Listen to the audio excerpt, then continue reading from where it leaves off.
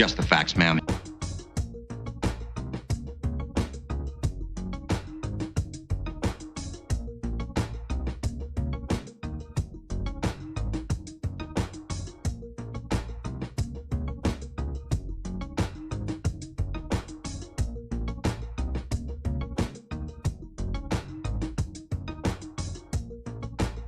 A chat with you and somehow death loses its sting.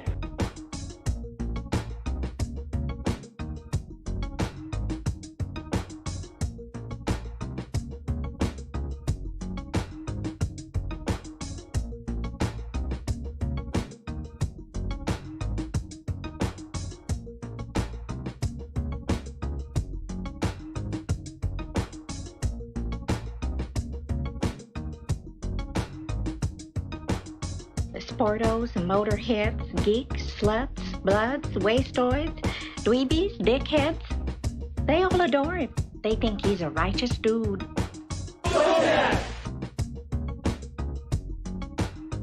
Just looking around here, I can tell you're a genuinely dirty person.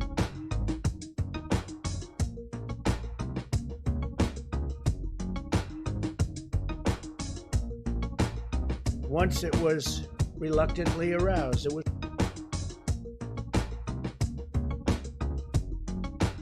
salty.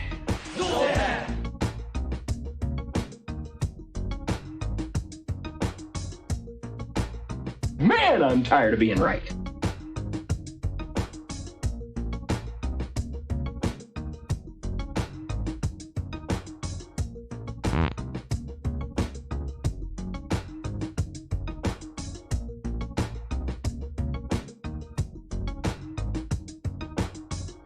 I never thought anybody could forget so much so fast without a severe blow to the head. Moon River.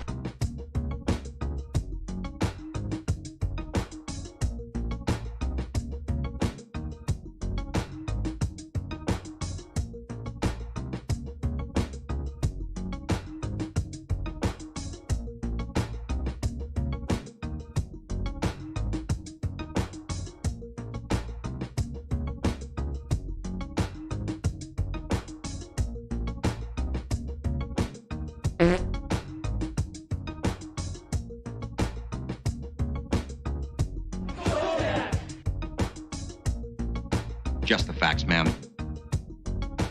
Just the facts, ma'am. Man, I'm tired of being right.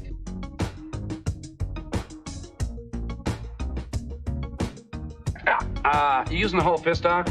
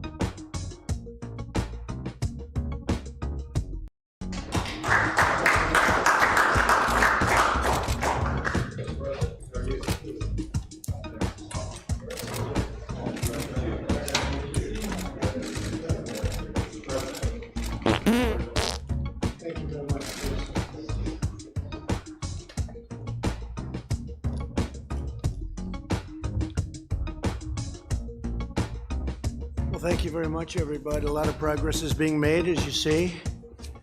And we're reopening our country, and it's very exciting.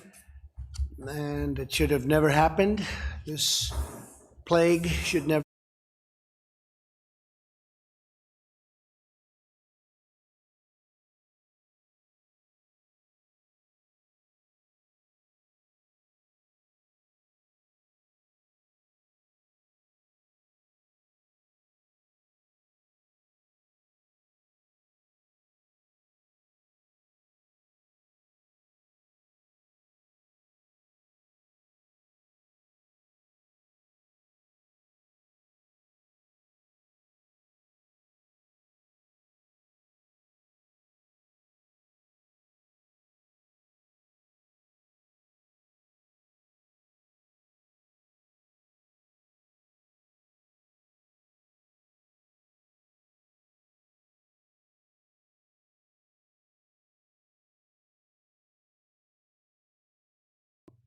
Okay, there we go. That should be better. Yeah, I uninstalled and reinstalled a bunch of stuff last night, so I was messing around quite thoroughly. Hi, that's better. Good to see you guys. So what you're witnessing here is instead of having the task force briefings, they have put him in front of a group of friendlies, in this case, business leaders, and some of whom, by the way, don't agree with him, but are there for the press of, we were there to deal with it when, when our nation and our company called for it. Oh, yes. Oh, it's quite a big table Templetons are at. Ooh, quite a big table today. This is, here, hold on, I'll back up a second so you can see, this is their level. President Trump participates in a roundtable with industry executives on the plan for opening up America again. Isn't that lovely of him? And then I think they announce him, but they cut in after the announcement so it's not as embarrassing. So no sound. Yeah, just gather some dinner and we'll all, yes, I agree. Donald Trump is a dickhead. Yes, So here we go. They all stand up and then they cut audio on.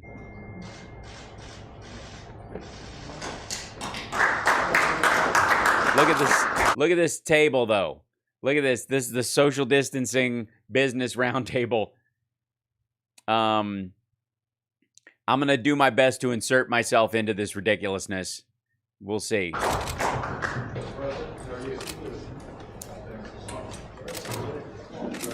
Fellas, how's it going? I'm with my business folks. We've got the swagger. They've got the Rose Garden screens dragged inside. They're in the East Room, which is what I imagine Trump believes his prostate looks like. Thank you very much. Very well lit, spacious.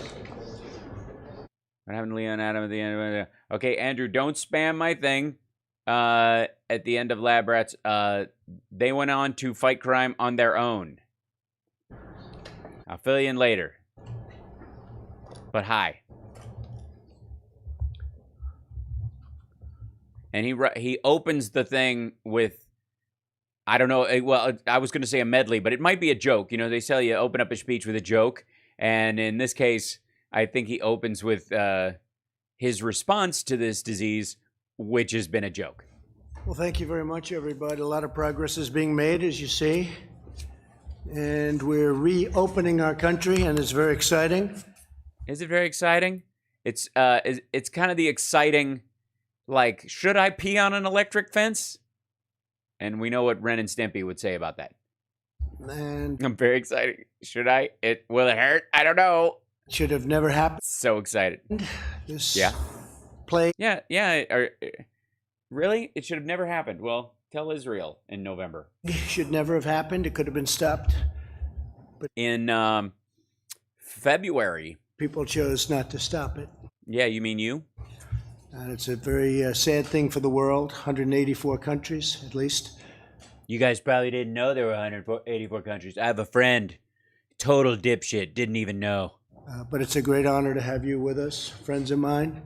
Oh, okay. Well, then that's what I'm friends with all these guys. They're big wigs in business. Who have been truly great business leaders and are great business leaders. And you're opening up your company again, too, if you think about it, right? No. You mean like a grand opening? So it's like, lucky you, doing you idiot. Opening, but they're great companies and they'll do very well. Do you realize what you've done? Hopefully better than ever before, and that's what we're seeing. We're seeing tremendous pent-up demand. Ew. And it's a beautiful thing to see. So it's wonderful to have... Why is it beautiful to have pent-up demand when that pent-up demand is caused by the fact that everyone is sequestering in their homes for fear of dying from a asymptomatically spread disease? You turd. America industry leaders, and that's what you are, true leaders. That's what you are. You are industry leaders. No one's ever called you that before, even though you're the CEO of major companies. I made that up. To the White House. You've been here before, all of you, and... under other administrations. We've talked about it in different times. We built the greatest economy in the history of the world, and nobody even disputes that. And what? Yeah, no. There's several ways to dispute that. I think you could argue that the recovery under Obama was a greater construction of an economy from scratch than what you went through. You came in on a high and basically just tapped it up through spending government-wise. And? They walk in, they say, sir, we're going to have to close it up until we get rid of this. I said, close what up? Hidden enemy, this terrible scourge. Son of a bitch. And, wait. I told you guys, he's in the East Room. He is now trying to, this is him trying to mispronounce the word scourge in every room of the White House. It's, he's done it again. He did it again. That's what we did, and we did the right thing. We did an incredible job. We worked with the governments. We worked with states. Is his water capped so no one can roofie him? All over the country. I don't trust any water I didn't pour myself. Scourge. We had no ventilators, or very few, from previous administration. And that's all they asked. I got all these stupid ventilators, and now nobody wants them anymore. I can't even move the damn things. And we became the king of ventilators. We have thousands and... Yeah, he's in the yeast room, right? Thousands of ventilators. We're now helping other countries with... He has said scourge. It's true. I know. It's scourge. It's pronounced scourge. We had old-fashioned... Much like a pestilence, or a pestilence. Tests that didn't work. They were really obsolete tests that didn't work on a novel disease. They didn't work. Stupid. They broke. They were broken. And it's the Candida. We end up, the testing has been incredible now. By the way, there's a clip, I'll find it after this, of Fauci in the Oval when they're having a meeting talking about the positive effects of remdesivir. And I mentioned that a little while ago, maybe even over a week ago, that the signs were pointing to that really helping a good number of people. And that's the one that Trump pronounced remdesivir back in the day, like when he was really pushing hydroxychloroquine. But he got his ass bit so hard on hydroxychloroquine that he can't, he's once bitten, twice shy on remdesivir. So he doesn't dare bring it up. Oh, no. And to a level that nobody's seen. I got a call from President Moon of South Korea. He said, congratulations, your testing is just, nobody's ever seen anything like what. Really? Did he send a bottle of champagne? Congratulations on your testing, Donald. We've tested more than all countries put together. We have more deaths than all countries, but all right. And millions of tests, and we have more cases than in any single country by any three countries put together. The highest quality test. But it's great to be with you. We're joined by Matt Maddox of Wynn Resorts. No, this would be good. We get another list. Chris Reynolds of Toyota. Chris Nassetta of Hilton. Josh Bolton of the Business Roundtable. Not that Josh Bolton. Another Josh Bolton. Walt Immer of Waffle House, and of course.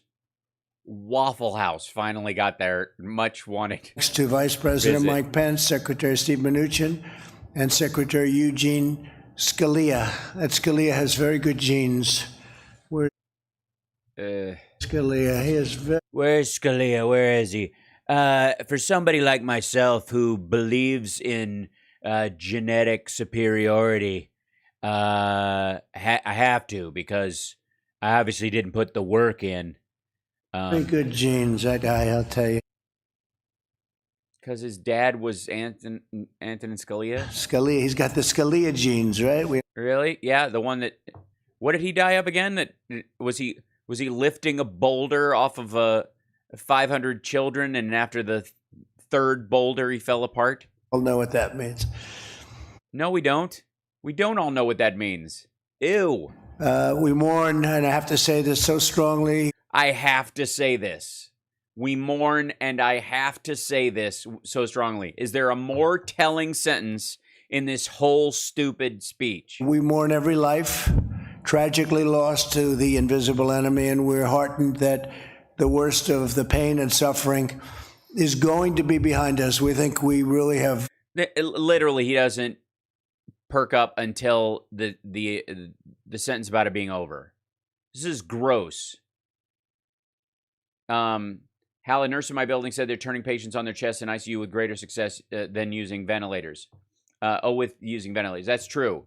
It gets the air pumped up into the top of the lungs, or the back of the lungs, rather, when they're laid on their stomach. Crossed a big boundary, and What was that big boundary we crossed? The day you arbitrarily decided was the peak? better days are ahead. No. The peak of this is going to be a long plateau because you're an asshole. And I often say I see the light at the end of the tunnel. Ding, ding, ding, ding, ding, ding, ding, ding, ding, ding, ding, ding, ding. Do I have a train sound effect? I should have a train sound effect by now. If I was any kind of a professional, I would have some sort of a train sound effect. I don't think I do, though. How about this? Train sound...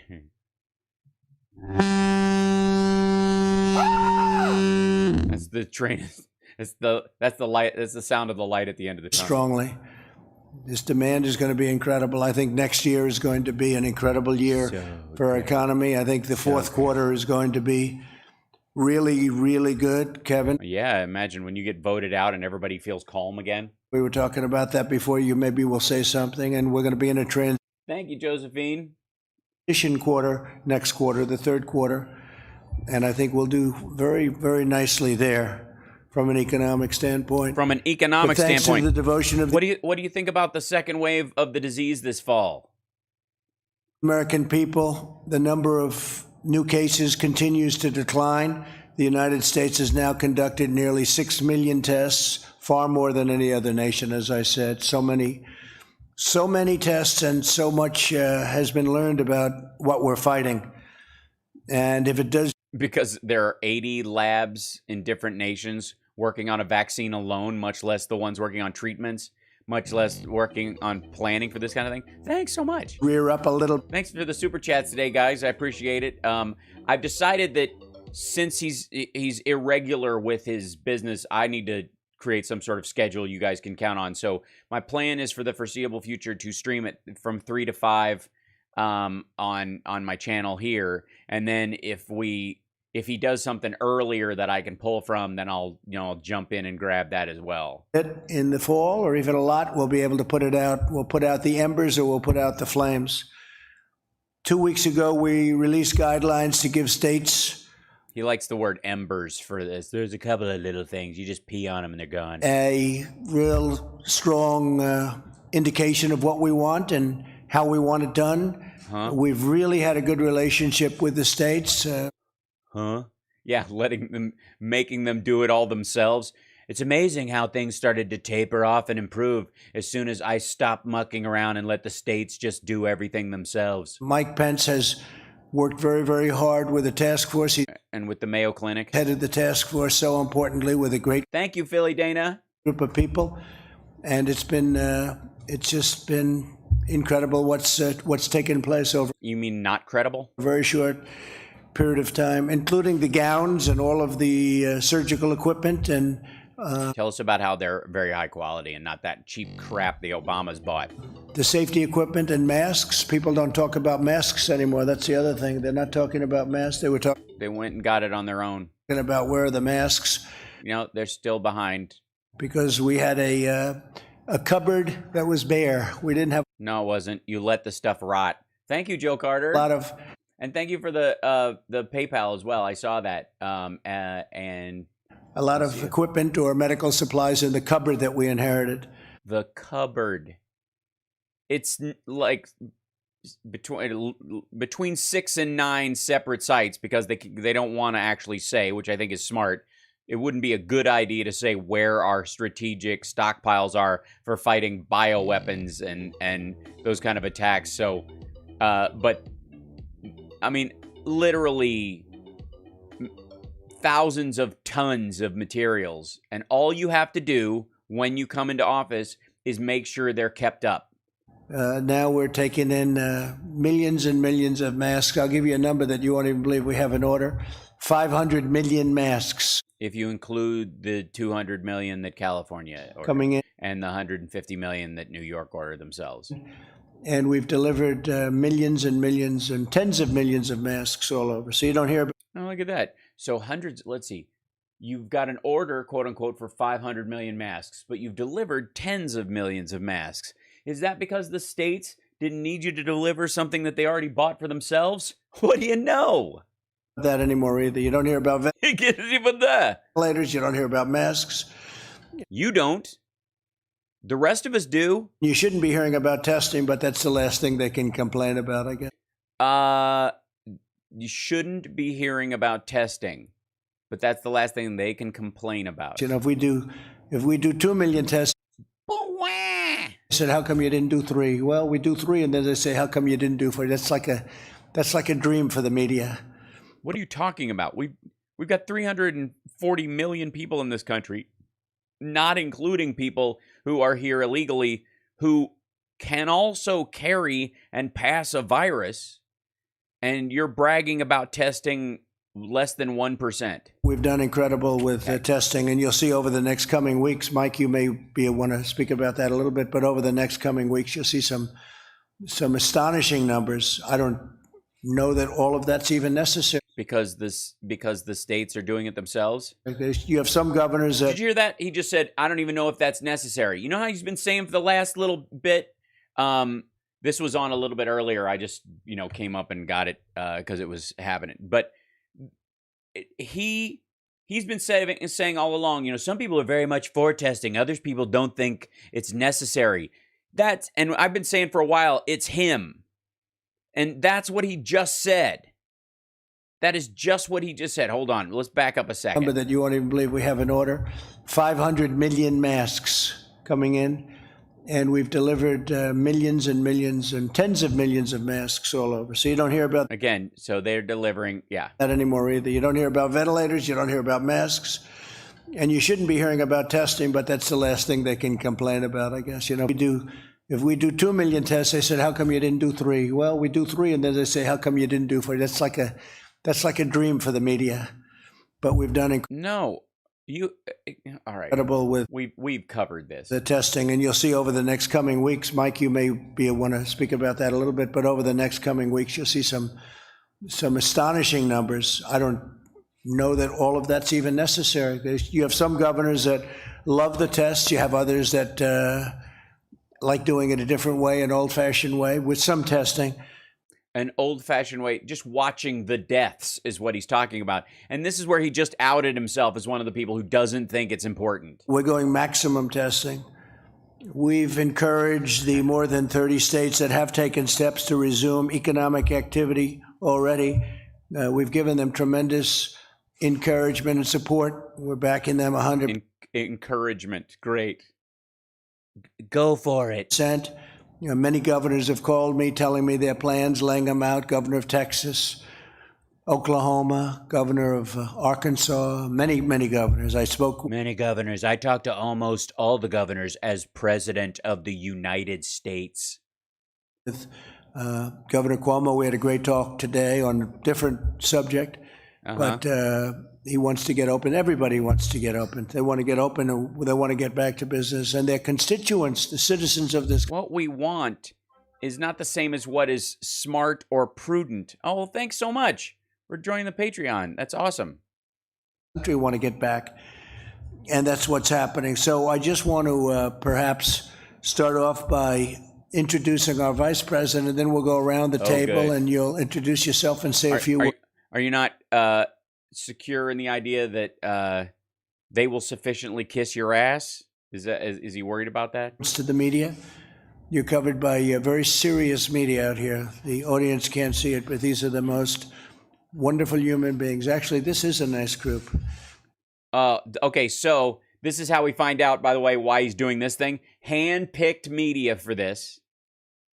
Literally from, I guarantee it's all Murdoch companies, OAN, all this stuff. Everything's going to be softballs. Nobody who's going to embarrass him in front of everybody. This is a closed press thing. They're only inviting in people he's already, who have kissed the ring. They're not saying, but I'm sure we'll get through that. I can't imagine. We actually have a nice group of people. They were weeded out. But Mike, if you could say a few words, please, that would be great, and then we'll go around the table. Thank you. Well, thank you, Mr. President. I'd like to thank you for just personally how much you mean to me as a human being, and that I believe that you are the kind of person that is perfect to lead this, if only because I like to be behind you. Thank you, Mr. President. I want to thank all the distinguished business leaders who are here in the... No, it doesn't work that way. Hold on. It works like this. Wait, give me 1 second.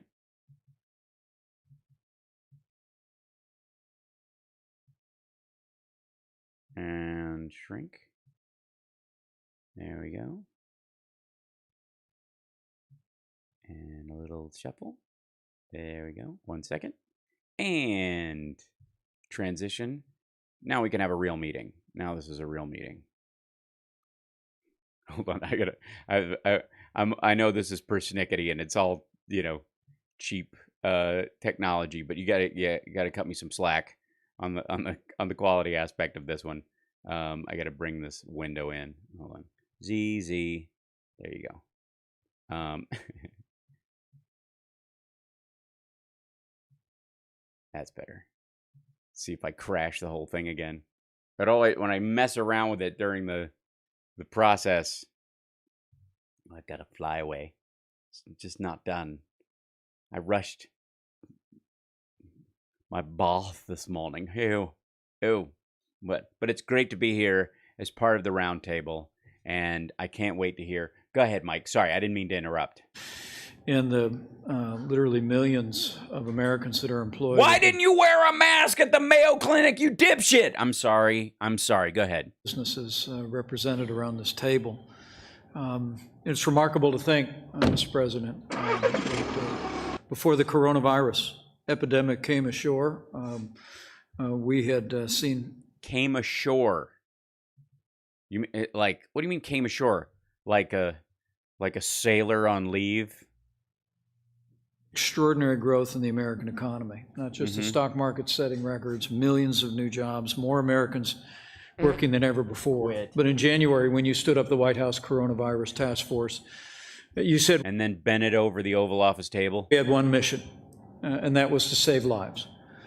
No, that's not what he said. Make sure that... You heard that. That's not what he said. That the healthcare providers in America would be able to render the level of care to any American struggling with the coronavirus that we would want our own family members to have.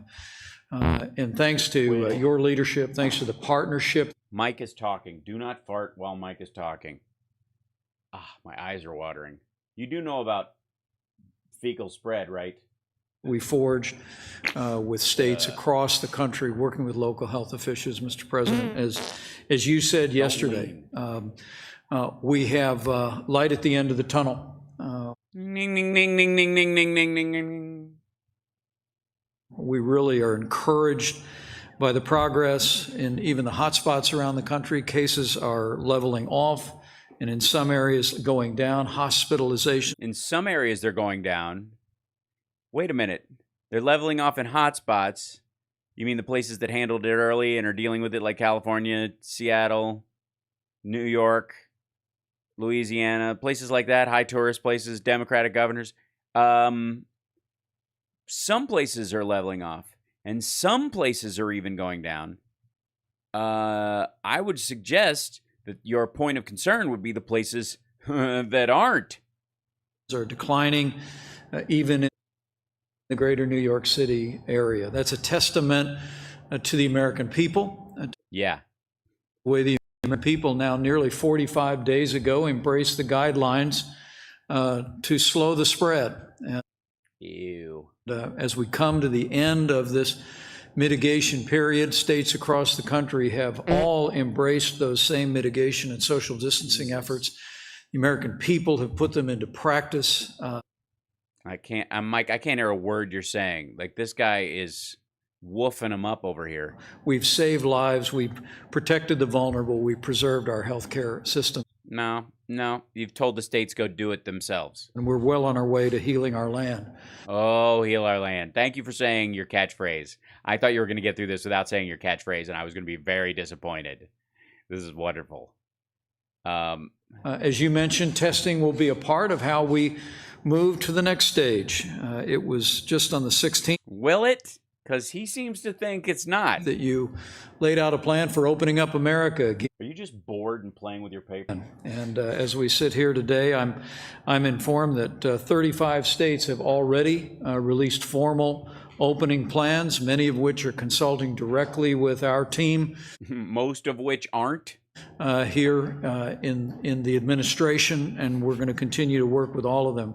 Testing is a major part of it, and I can assure you, Mr. President, and the American people, that we'll continue to scale testing across the country. We're doing more than 1 million tests a week now, 5.8 million tests total. We expect by next month very quickly to be at a capacity to do more than 2 million tests a week. We laid out our blueprint. A week. For testing and a week. Your blueprint to get to where we should have been a month and a half ago. I heard again today on a conference call with America's governors in agricultural states. There's great enthusiasm for the blueprint for testing that you unveiled earlier this week, and we'll be surging. You unveiled. That's what it is. It was veiled until then. It was, of course, the plan that Cuomo and Newsom have come up with already, and it was part and parcel to what Inslee was doing to try and deal with the issue in Kirkland, but go ahead. Supplies and resources and reagents into the states to support that increased testing. I'm just having a sip of tea. I know you guys are drinking water, but I hope that's okay. I use a glass without a handle on it to drink tea because you shouldn't drink anything that's too hot for you to pick up. It's not good for your Oh my God, I've been edited. Hold on.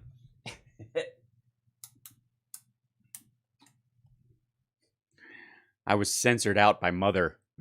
But we know that ultimately we've got to find a way to help America get back to work, and having the opportunity to hear from these business leaders about best practices that businesses are considering. Yeah, let's hear from the Waffle House dude. Yeah, thank God. You're here to announce that we're going to have a testing capacity that is equal to what we should have had 6 weeks ago, and to unveil it, you're doing it at a round table with the guy who runs Waffle House. Whether they be restaurants like Waffle House or major corporations and I know I don't know why the line works. It's my blue screen. It's when I move around. Oh, it's because I moved the camera when I did that. That's my fault. When I turn the camera on and off again. Hey, I'm working on pieces of these. I'm doing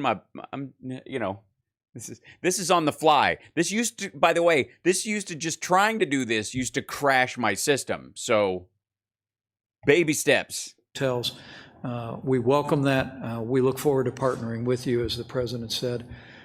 With the Waffle House. Cool. America works when America's working, and we're. See what I did there? America, when you're not working, you don't work. You're a loser. That's right. All you people are out of work. Yeah. You're weak. Absolutely committed, as soon as it is safe and responsible to do so, to partner with Governor. Well, I don't think he didn't perk up at that one. See, there was no, when you said safe and responsible, he just, I think he actually.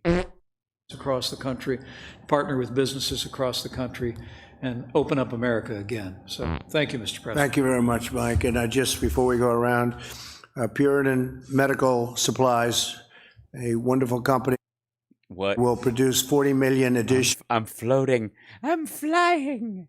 I'm flying. Hold on. Let me move myself back down to a reasonable corner until such time as we need to unveil that again. Hold on. This is swabs per month starting in May. You know, they've opened up a very big Rico Suave process, and that was funding authorized by the Defense Production Act. So no, it was not. No, it wasn't. that'll help the states. And again, we're there to help the states. Unless you're giving them a grant based on that, but you're not forcing them with the DPA. I'm going to go with lie. I'm going to have to look into this, what his justification, if he's going to say, well, just because I tapped my 6-gun and they knew I meant business, so they went ahead and did it anyways, even though they're getting a giant government contract to produce polyester swabs. A lot of states can buy their own swabs. Buy your own stupid swabs. It's not that big a deal. It's not a big deal, people. Get your own fucking swabs. But we're here to help them. We want them to be We successful. want to help them be successful getting the swabs that they should just get themselves, stupid swabs. We had, as you know, the governor of Louisiana in today, and we told that story, which has been a really great story. And we had the governor of Florida in yesterday, and that was a great story. These were Yeah, they're stories, but which beats the shit out of facts. just incredible what's been happening. So God. maybe we'll start with my left, and Chris, you want to take it and tell them Take it away, Chris. Show us you mean business. about, I know a lot about your company, but maybe a lot of people don't. Tell them the story. Indeed you do. Thank you, first of all, for inviting me back to the White House. I was thinking on the way down here today, I'm based in Washington, that Oh, hang on. Give me a second.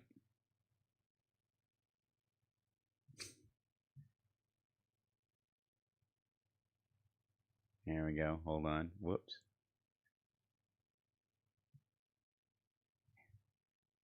Here we go. Please here continue. about 6 weeks ago. The world was a different place. We were, Different. we were Was a different world. A whole new world, a different stinky point of view when you are laying there eating fish delight, just tweeting Fox News without a care. A whole new world. not at the beginning, but we were in the thick of it fighting this war. And we've come a long way. We've made Don't say thick of it. He gets all upset. tremendous progress thanks to your leadership and the leadership of the administration. Oh, excuse me. Mike is in charge of butt kissing. That's represented around this table and otherwise, so thank you for that. Oh, no, thank you. We are What? Spit it out. very supportive as an industry and certainly as a company on reopening America. We think it's critical that You don't? Oh, really? You don't think we should just leave it closed forever? Oh, wow. Way to jump on the bandwagon, pal. happen. The guidelines that you and the administration have outlined. The ones you got from Gavin Newsom and Joe Biden, you mean? Like, that you magically came up with a week after? Tell them how much, tell them where you got the guidelines from. The CDC pamphlet, where'd that come from? Oh, when you fired the pandemic response team and they left behind their mission statement and you turned that into a mission accomplished banner. Oh, okay, good. Tell them, you think, or should I? He didn't do that. He didn't, just so you know. We are incredibly supportive of opening in a safe and healthy way, which Oh, I wouldn't let him get away with that. which you and Vice President Pence just described. We No. Mike Pence did cleanup for Trump, just going, we got to start, we got to open, we got to open, we got to start. have been trying at Hilton. Yeah, Trump is ordering from Waffle House right now.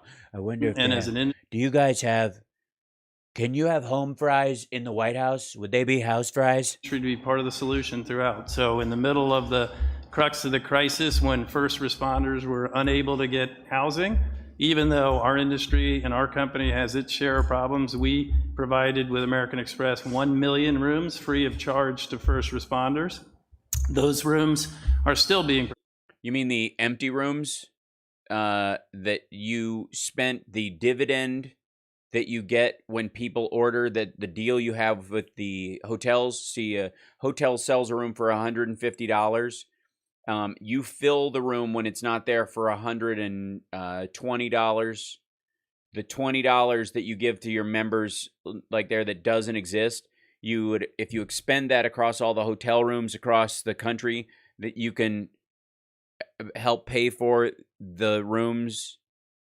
That 20% unlocks that empty room to be used, and then you and the hotel both get to claim total payment. So they make 140 and you make 140. You mean that part?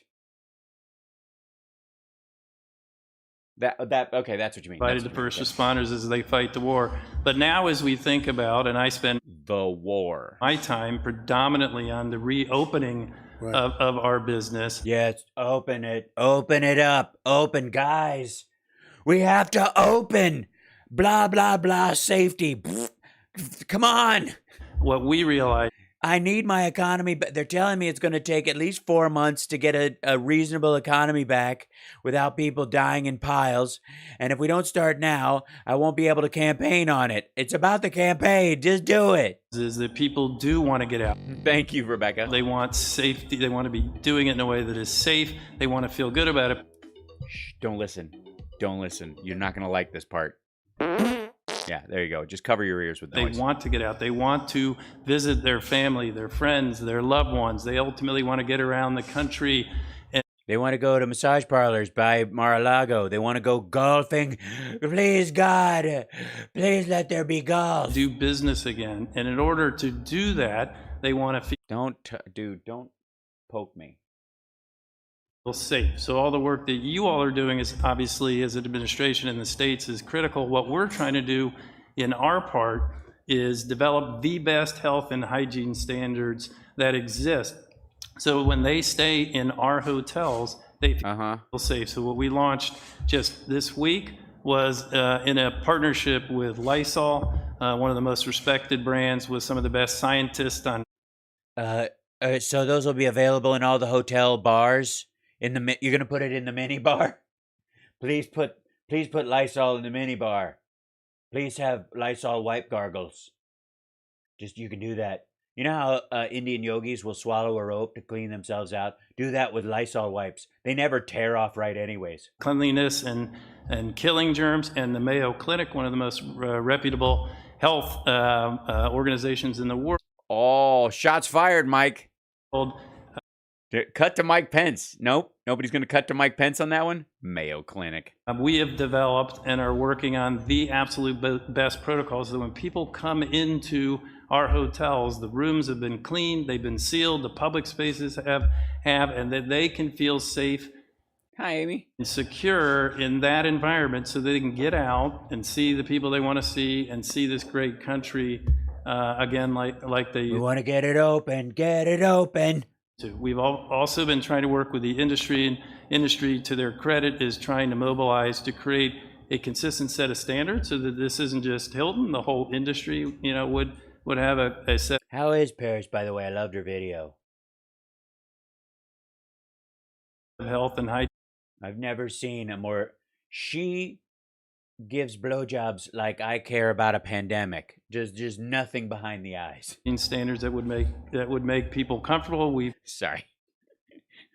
I've died and gone to 2002. We'll be sharing it with the administration, sharing it with governors already to try and create a standard. We stand. He one cheek sneak me. You guys were a witness. As Hilton, and we stand ready as an industry to help get America open and moving again. That's great. Thank you very much. Great company, and you'll have it up and running again very soon. I know you very well, and you're going to do a great job reopening. We're reopening Hilton, and we're reopening our nation. A lot of companies are very excited right now. Really? Which ones are not excited? Which ones? Tell me which ones, because I just have a feeling that excitement's the wrong word. You know? Steve, do you want to say just a couple of words about... Oh, wait a second. Steve Mnuchin is here. Get out of town. Come on. Oh, where are my glasses? We can't have this. Hold on. Wait for it. This is we can't just have Steve just doing whatever he wants. That's not right. Hold on, let's see. Switching to this guy. Where we are with the different things, please. Oh. Well, I think, thank you, Mr. President, Mr. Vice President. It's great to see these companies here today. It's great to see. So good to be here. I couldn't be more excited. Oh, hold on, wait. I didn't transition. My bad. Sorry. I got too excited. It's gonna be so good. Tell him, Steve. Give him what you got. Opening, I think we're making an enormous amount of progress. Yesterday, we met with small businesses that we saw the benefit of the programs. Today, we're meeting with big business. Which is way easier, and you don't have to. I mean, not all those weird losers with coffee shops and stuff. These are guys I know personally. Oh God. I was particularly pleased to hear from Chris. He's been able to access the capital markets. Just the announcement of our facilities with the Federal Reserve created liquidity so that public... Just announcing the fact that Hilton could get 0% rate loans. They could build hotels basically for free. All of a sudden, it's amazing that they were able to just fill their empty rooms as sort of a way to kiss ass and get in with the administration. There doesn't seem to be any kind of rigged system here at all. Access the capital markets and not need to come to the governments for support. No, just the federal government loaning money at 0 interest rate. They wouldn't even have to go to the Fed. They just go straight to the bank, which gets its money from the... Oh, shit. Thank you. You're welcome. Oh, please tell me that's not all we get from Steve today. Come on. Thank you very much. Please. Hi, Steve. How are you? I miss you when you're not there. One day we'll be friends in real life. You're the best person in the whole administration, Steve. I would totally have sex with you on the Gold at Fort Knox. If your wife would just get out of the way of that bitch. Why can't it be you and me, Steve? Why? Why can't we be happy? I don't understand. I don't understand, Steve. Why can't we be happy? Is this wrong? Sorry, is this wrong? I have to switch back to my normal shot.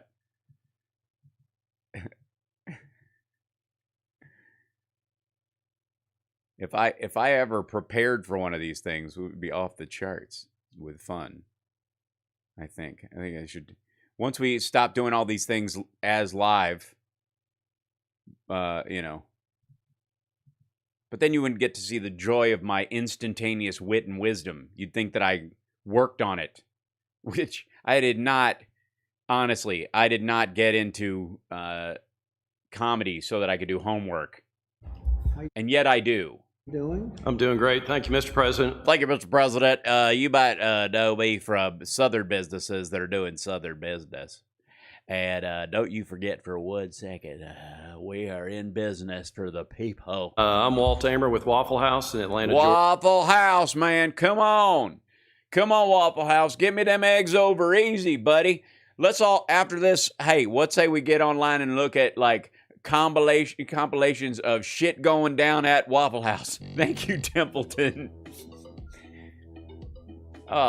Bless you.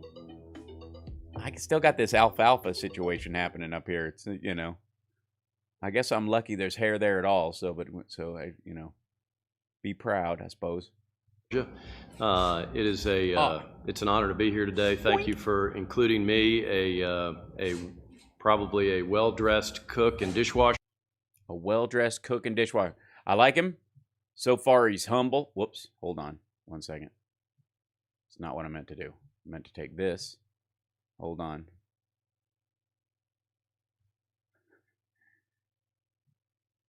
Here we go. Hold on. Give me a second. I don't know about big Hey, man, can you pass the salt? companies, but we're happy to be included, and thank Excuse me, some of us are here to order, okay? Look, you're the only thing open at 4 o'clock in the morning that sells pancakes to people with bloodshot eyes. Listen. to Mr. Vice President for all of your support. Are you wearing a waffle-colored tie? I am here representing our industry, I believe, and No, not so much. I got news for you, buddy. They ain't a lot of restaurants like Waffle House. You are one of a kind, man. You're like Bob Evans' brother who was hit in the head with a railroad spike. in large part the independent restaurant companies of America that are out here that have helped create the fabric of our country. Oh my God, our country is made out of waffles. If the Japs bomb us with syrup, we're done for. With the restaurants that they've put in our communities and the connections they have to the communities, and we in a Oh, we got a connection with the community, all right. You know what my connection is? Get my hash browns. small way feel like we are a part of that. We did have the opportunity this week. You smell like syrup. I like you. In the state of Georgia and the state of Tennessee to open 2 places with enormous outbreaks of the disease where people gather. What was the first restaurant to reopen and let people come inside and sit and have a meal in those areas? I'll give you 3 guesses and the first 2 don't count. Come on. I'll give you a hint. Where's my hash browns? up some of our dining rooms to That's adorable. Dining rooms. Come on now. Come on, son. Come on, son. dine-in customers again. And it was very welcomed by our people. Oh, Lord, they got a map. This is, okay, I don't know if y'all have watched this, but this is where the shooter entered.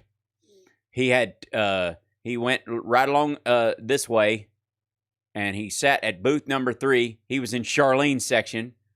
He opened fire on our cook 6 times, hit center mass every time, didn't take him down. That man our cook has more body mass than a Jell-O punching bag, and God love him, he is still working. He's still working. He finished his eggs and then took a break, had a cigarette, and called in next week. Welcomed by our customers. Our customers are ready to see some sign of progress that we are beginning to move forward. We've done. Yeah, how about some Belgian waffles? Really from Belgium. This is a bunch of bullshit. In a safe way. Well, I mean, hey, you're eating at Waffle House. How safe can you be? I do like that you put your QR code up there, man. That is marketing. Come on now. Give him some. Look, there's a social distancing protocol. Look at that social distancing protocol over there, folks. Men must stay away from men in skirts, at least 6 feet. Y'all can't go to the bathroom. You're not allowed to go to the men's room at the same time, okay? Y'all make too much noise when people are trying to eat. It sounds like you're sucking a half-cooked egg. We have followed all of the guidelines, your guidelines, the CDC guidelines, and how to make that happen.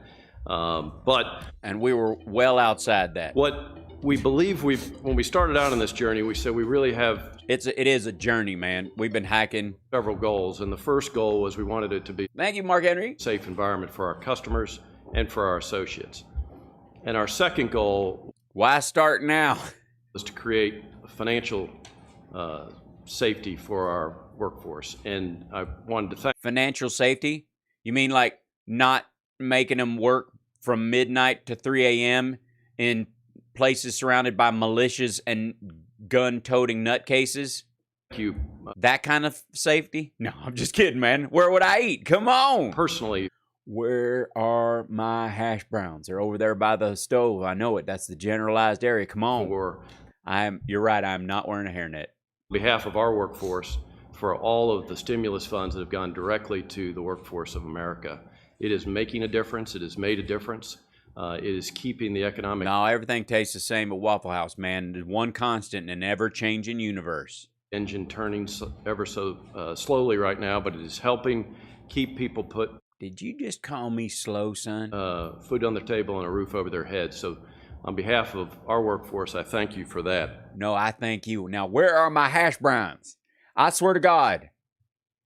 Don't say you're offering a deal if you ain't offering a deal, okay? I'd have just sat down and had my coffee and drank syrup when you weren't looking. As we got in... Don't drink the syrup right out of the dispenser. I know. You weren't watching, so it never happened. Pixar didn't happen, y'all. What's up? This, we felt like we needed to make a lot of adjustments coming in. One of the great... Here's an adjustment. Waffles without holes in them. Come on now. I know you say that's just pancakes, but it's not true. Give me a crispy pancake. It's about a restaurant. Call them crunchies. It doesn't matter. And the entire restaurant community, the restaurants are the second largest private employer in the country. You mean like Ruth's Chris?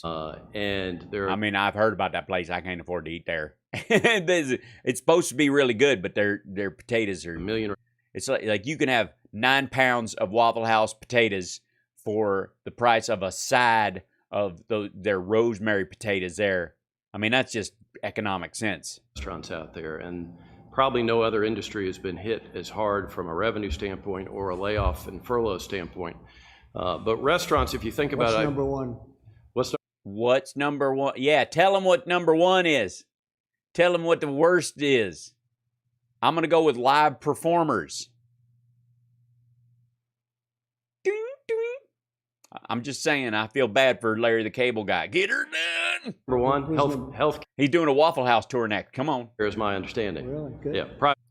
Healthcare is the employers. I assume you guys are number one overall, but we are number one. We're America, man. Don't even front. So, where are my home fries? You know, restaurants have a unique opportunity. Does this egg look over easy to you? Help lead us out of this, and the reason for that, in my opinion, is I feel like I'm dragging this out way too long with this. Is that we have been practicing safe food handling for years.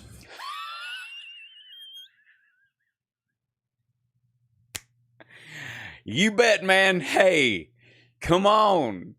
Nobody safely handles food like the folks at Waffle House, man. Come on. Let me tell you what. The safety of our... Nothing matters more than my thumb in your eggs. Guest has always been paramount. So what we have done is we've taken a workforce that... Well, if you got to have any standard, I suppose that's one. ...is trained to do that and added... Why is he still talking? Because he's from Waffle House, dumbass. Come on. Hey! More sanitation practices to it, more touch points, more social... Dude, don't say touch points in front of Pence, man. Mother would not approve. Distancing as you have prescribed in the CDC. Oh, a checklist. We care so much about our staff, we give them a checklist to protect us and indemnify the corporation from any sickness or illness if they didn't check their thing. See, it's prescribed. And we have a... By the way, for the record, I have eaten at many a Waffle House in my life. And it is never my first choice. It is Chris Bono and I have eaten at a shit ton of Waffle Houses, and it's always because everything else is closed. And I mean everything. Basically turned our restaurants into the ability, pretty much at half capacity, to seat. It's like it's midnight all the time. Thank you, in Carl. Our restaurant, and it's given us an opportunity to get the wheels of the economy, our engine turning a little bit, because the next thing... Wait, are you turning the wheels or the engine, man? Is that a spare tire? What's happening? We want to make sure as we protect the jobs for the... Operations should be production ready for production. Restaurants set up for normal operations. Verify unit phone works. Verify schedules. Check... What? Thaw, pull, and frozen goods. thaw pull. Damn. Right, yeah. It's better to get snacks at Rite Aid than to sit down. What do I prefer, Waffle House or IHOP?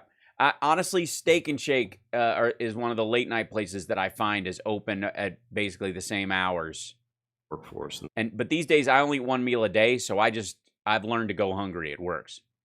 But man, if I see a Waffle House, I'm gonna go through. But look at the production schedule checklist right here. Check that out. Right here. Where is it? Operations. Look at that. Look at the bottom one. Check thaw, pull, and frozen goods. If you don't like Waffle House, then I'll tell my girls. If you don't like it, then they don't eat it. Okay. That's yeah. People in our industry. So that's exactly what happens, Amy. It's one of those things like either eat that or don't eat. Those are my options. We're very appreciative. I did want to say that ever since my daughter was young, she used to dip my tie in her eggs. Every time she saw the WH on the TV screen, she thought, "Oh, he's got a Waffle House tie. He's got a logo on his tie, man. Holy smokes. How good of a..." Hey, man, I have been coming to Waffle House for years. I even, if you haven't noticed, have the paper hat. And for the record, man, how many times I got to eat there? You got a little like membership card that I can check off so I can get a Waffle House tie? Come on. That stood for Waffle House. So I don't know if you have the trade. Oh, White House that stands for, oh man. If you don't have the trademark for WH, for 2 letters in that order in the American, okay. For the WH, or we do, but we could probably work something out if I wore my WH tie for you today. This one was here first. I know. There was the White House was here before that, you know. The original one was burned by it was built by slaves before it burned down and was rebuilt after the Civil War or whatever. Was Waffle House built by slaves? I mean, can you say that was the first Waffle House ever built by slaves? Because I think it probably was. It's probably a house with waffles in it. Well, we might have to talk then. So, but thank you for including us, and on behalf of all the restaurant operators out there in the country, we appreciate this opportunity to begin the journey to move forward. Well, I know Jean-Georges really appreciates every word you're saying. And thank you very much, Walt. We appreciate it. Thanks, Walt. Of course his name is Walt. Good night, John boy. All right, hold on. Whoops, I have to move my camera and it's a little slow. Hold on. Come on, man. Where are my hash browns? Reynolds, Chris of Toyota. Yep. Toyota. Mr. President, thank you first for inviting us. Thank you, Mr. Vice President, and giving us an opportunity to share how Toyota is working within the American automotive industry to return to work safely, to reopen America safely. I got a good idea. How about we put the one black guy next to Pence so that your eyes can adjust in the room, because Pence is so white. Often people think that the East Room is haunted. So maybe it's just an idea, you know. I have ideas, you know. Or maybe we could blast people with laser beams and pour Lysol in their lungs. Uh-oh. I got shut down for that joke. That was too much. That was over the line.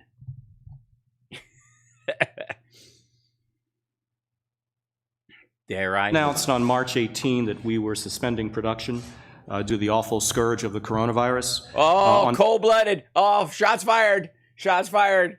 Trump's pronunciation of scourge is the third person we've had. It's the third person that we've had correct him on scourge. And he's never going to learn it. He's just, actually, I'm waiting for him to correct someone. March 19, we started to plan to reopen. We started right away. Man, don't invite the black guy from Toyota back. First of all, I thought he was going to be Japanese. I was shocked. Secondly, he can't even pronounce scourge. I don't know how smart he could possibly be. And just to give you some quick background on Toyota.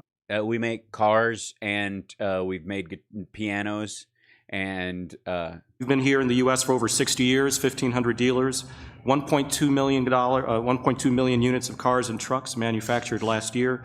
475,000 people employed, including a great number in the state. Those aren't COVID red states, right? Those aren't states with COVID in them, are they? Indiana, from where our vice president is from. Oh, yeah, well, he's got ass kissing on his list. Going to the next slide, Yeah, I know thaw pull is the meats. You have to bring them out in the morning and thaw them so they'll be cooked later on. You got to do it at a cycle. I know what they are. It's just gross. That as background, really are trying to apply three fundamental principles to how we're going to return to work. Principle number one is we need to stay connected with our team members. So every week we conduct phone surveys with all 30. I guarantee this is what this dude did for business at Toyota. Like, he gave this speech, and good on him, no problem whatsoever. Like, this in a lot of ways, I'm sure this is the PowerPoint presentation he made to his staff and to shareholders and all these other folks. And I would just like to point out that if Toyota can do this, why does it take weeks for the Trump administration to produce something like this? Yeah, they created an 88-page Safe at Work playbook for people to work about. And this dude, well, we'll see if he gets tests and stuff. That's probably what he's there to lobby from the president. 2,000 of our factory workers, asking them how are they feeling, what's their health, what's their family's well-being, what's their confidence level in returning to work. And we also preview with them all of the new safety protocols and processes that we're going to put in place. We share pictures of the reconfigured factory workplace so they can have confidence that we're doing everything possible. You know, normal adult stuff. The president, to keep them healthy, safe, and this guy is I think he's the CEO of Toyota America. Productive. The second principle that we follow is yes, and you're absolutely right, Michelle. These are infomercials. We've prepared our plants and facilities for safe and healthy working. So, like many here, we're engaging in marked off areas. You know, like OSHA makes people do. That requires social distancing. The provision of masks and face shields where appropriate. Yeah, if you were Ford, I mean, first of all this America First nonsense we keep hearing, and Toyota gets to come out here and do this whole thing. Ford, GM, Chrysler, Lincoln, I guess all the subsidiaries of those, they've been doing a bunch of this stuff too. They're not getting this. And even when Trump had the trucks out in front, he had Volvo trucks. 2 of them with Volvo ads on the side. Daily temperature screening, as well as a daily app-based questionnaire that before you come into work asks you, how are you feeling today? Oh my God, it's like Ad Astra. My emotional content is strong. Have any symptoms so that we can try and manage and contain the virus. And we're using best practices not only from your own Center for Disease Control, Mr. President, but also from around the world to try and increase the safety and health of our team members as they produce. And then the third principle is we're not date-driven, we're data-driven. So our current plan is to open... Or data-driven, if you're a big Star Trek fan. ...on May 11. It'll be a slow, gradual opening of our plants around the country, but we're flexible. Every plant will be different. We'll have staggered shifts. We'll do many other things to comply with the Centers for Disease Control guidelines. And our goal is to prioritize team member and health. Mr. President, one final point. We all know that our team members live in communities. It's not just the workforce that they're in communities. So what Toyota has done is it's tried to support the communities in which our team members live. It's so weird in this White House looking at people who can put a bunch of sentences together, convey a normal, intelligent process, and contrast what just the dude at Toyota is doing to what Trump has been flailing about for a month and a half. Including manufacturing 500,000 face shields just since the start of this crisis to distribute to healthcare centers, nursing homes, and your own work staff. First responders around the country. Because you get to make them tax-free. So that our team members can feel that we're also part of the community. And we've also put together, just released yesterday. Full disclosure, I drive a Toyota FJ Cruiser. It's 2012. They stopped making them. I'd have gotten it's got like 160,000 miles on it or something. A community service announcement aimed at those communities of color that have been particularly impacted by the lethal nature of this virus. Please, please, God, don't have Trump ask him, like, as somebody of color, do you know those people? Can you set up a meeting? This announcement includes celebrities encouraging everyone. Do you know Ben Carson? Do you know that reporter lady who knows the Congressional Black Caucus? Can you set up a meeting through them? To engage in safe practices promoted by the Centers for Disease Control. So we think it's a holistic process. We think it's also a process that requires commitment, and thank you for There's some massive cufflinks. Commitment that your Dude administration is not playing has around. I'm guessing he's mic'd. Demonstrated. We're going to get through this as a family, Mr. President. Thank you. So, Chris, what's Toyota doing in Japan? Are they open? Are they semi-open? What's happening? Are they open? Are they semi-open? In Japan? Mr. President, in Japan, the situation varies prefecture by prefecture. It depends on the plant. Some facilities are operating, some are not. And that's really a function of both the situation on the ground in a given prefecture like our state, or it's a function of demand. So it varies, sir.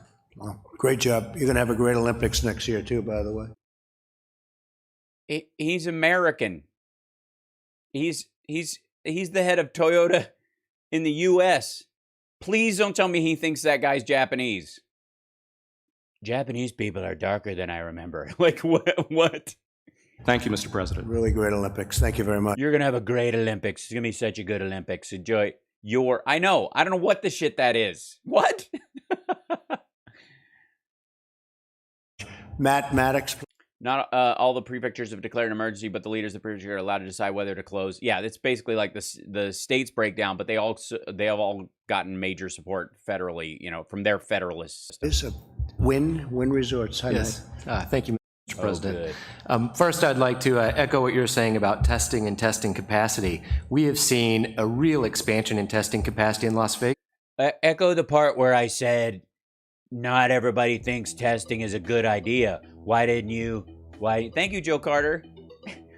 So much so that our university hospital is going from a couple hundred tests a day to get out of here, lady, quick, get out of the way, run. 10,000 tests a day. They don't have enough people to test. So I signed a deal with them to allow all. Wait, what? We're running out of people to test? Maybe because you've made the standard on what it takes to get a test is wrong? Just saying? Win employees to get tests anytime for free, and they're going to set up on-site testing. So that's moving forward. We also, thank you, during this time, decided to pay all 15,000 of our employees, from housekeepers to head of sales. Right. And we did that because I thought that could help accelerate the economy. So as an example. Is that really why? Or because you'd lose all those employees to other casinos who open first because the jobs are interchangeable? We took our call center and because you got a 0% rate loan and could file for emergency damages to do that. But okay. Had our call center team up with the health district. And by the way, Wynn did do that. Like the here in Vegas, they really did do this. To become contact tracers.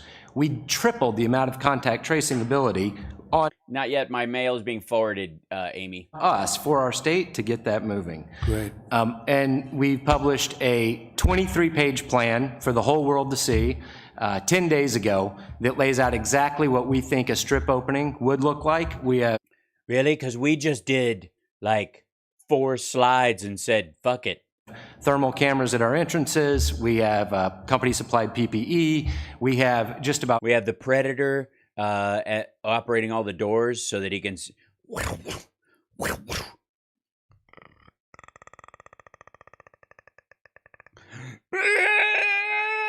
All right. Every UV technology that you can think of for disinfectant. So we're ready, and I'm encouraging. Am I banging the table or is he banging the table? In our state that we need to begin a phased approach and get back to business. So, Matt, when do you think the Las Vegas Strip will be opening? Do you have any idea? So the plan that I put forward. We have are you going with that stupid data bullshit these other guys are talking about? Or you set a date? The state is this week, let's start phase one, golf course, tennis courts, small restaurants, small retails, nail salons, et cetera, with social distancing in place. Judge the benchmarks that we've prepared. We prepared. Yeah, 14 days from the soft reopening of things, then you enter phase one. That isn't phase one. Trump can't understand this at all. Benchmarks based on disease growth, ICU capacity, and testing positivity rate. We're going to have Hal, who killed Epstein. We don't know. And as much as there's all these famous people that he was lined up with, I'm going to go with some billionaire we've never heard of. Out there public every day. If we're inside those benchmarks in 3 weeks, then on Memorial Day, I would hope that we're open. And you have a lot of excess testing capacity. That's great. No, they don't have excess testing capacity. The standards to get tested were too high. I mean, do any of us expect him to understand this? We do. Others have said that too. We do. Ron DeSantis said it yesterday. So all 12,000 of our employees in Las Vegas can now go get a test. That's fantastic. Thank you very much. Great job. Say hello to all of my friends. I will. I will, of course. Josh Bolton, please. Josh, Business Roundtable. When a man loves a woman, he can't think of nothing else. Oh, sorry, wrong Bolton. Mr. President. And does a great job at the Business Roundtable. Thank you, Josh. Thank you, Mr. I'm not the same Josh Bolton you think I do. President, thanks for this opportunity. I'm Josh Bolton. I'm CEO of the Business. When Mike Pence eats with a woman, there have to be 9 other people present. Roundtable and otherwise, mother starts waving a rolling pin. Organization of nearly 200 of America's leading CEOs who collectively and a couple of the ones that drag their ass behind employ over 15 million people. Every sector of the economy is represented. This guy, Business Roundtable went all in. Guys, you represent all the businesses, and they came out. Toyota has an 88-page book. Wynn Hotels has a 23-page manual. Business Roundtable has 3 talking points in our organizations. Oh, thanks, Elizabeth. So we have an opportunity to get a view. How do I know when it's love? I can't tell you, but it lasts forever. The big picture. And Mr. President, we don't need to tell you that right now the big picture is very challenging. We're facing the largest economic crisis since 2008. In our lifetimes, and no, not really. No, we're really not. Everybody's on pause. It didn't wreck the system as it runs. And all of our members are keenly aware of that. We think. Please don't tell me you're going to unveil the fact that there were credit default swaps on deaths. Now is the moment that it's critical that the country start getting back to business as rapidly as possible. Yes, the tip jar is now a pachinko machine. I swapped it around. Oh no, there's no women today. The woman from Rite Aid, I think, was the one who corrected him on Scourge. Possible, not just for the health of the economy, but for the health and well-being of all of our citizens in our country. Successful, or as we like to say, consumers or cash machines. Hold on, wait, I gotta.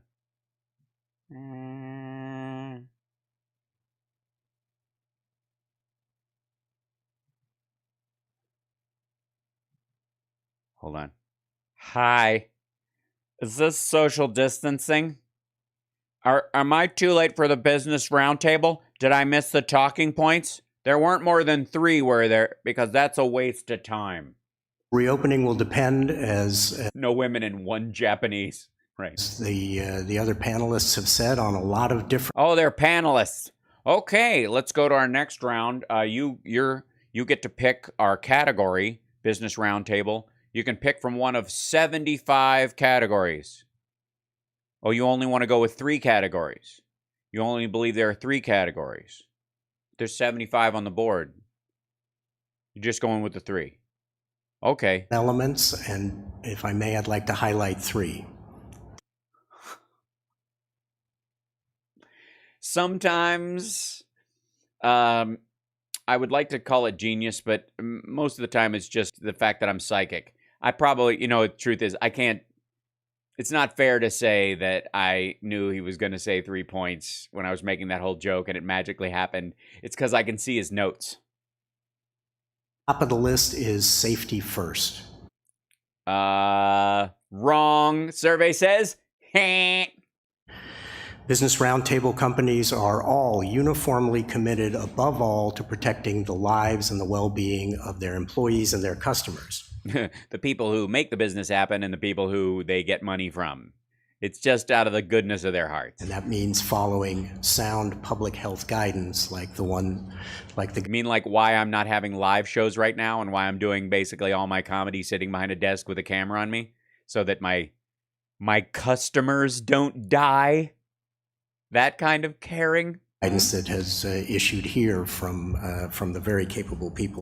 Unless they're chicken pluggers. I'm not the chicken plugger. I'm the chicken plugger sons, and I'll be plucking chickens till the plucking chicken's done. On your team. What?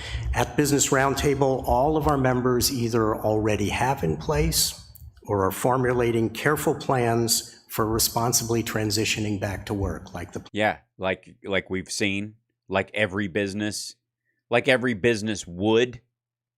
Again, why is this a surprise? You know what I mean? Like, why are we surprised that businesses have a plan to, like, we're going to be doing digital sexy liberal shows before we start doing live ones again, and then we're going to change the venue size as we go forward for the safety of everybody coming. Are we all getting points for just thinking the future exists?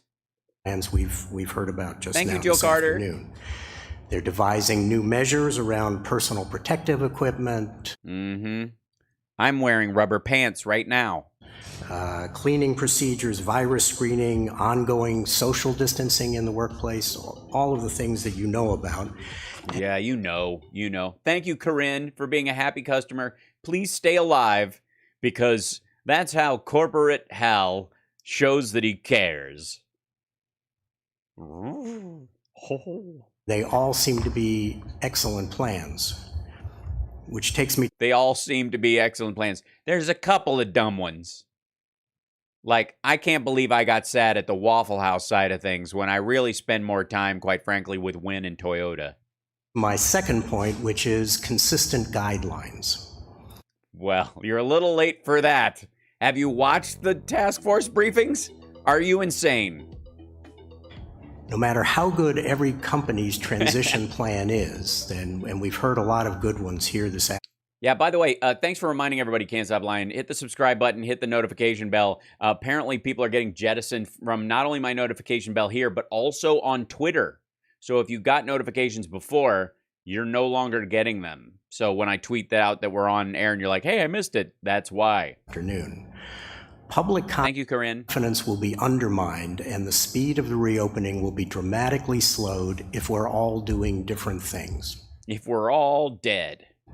And that's why the Business Roundtable has called for clear, science-based guidance from the federal and state governments on appropriate safety measures. and I'm looking at you, Mr. President.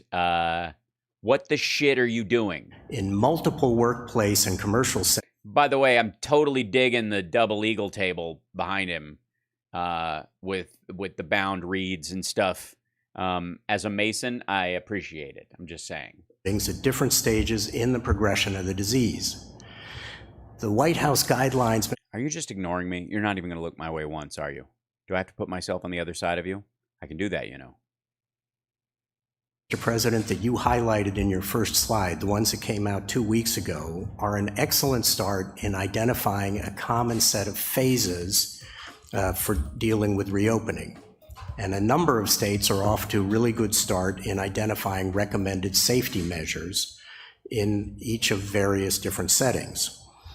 Now we think, since we are now on the cusp of many places being ready to reopen more fully, we think more specific guidance is needed. And so on Friday, Let's hear it. You've got more specific guidance?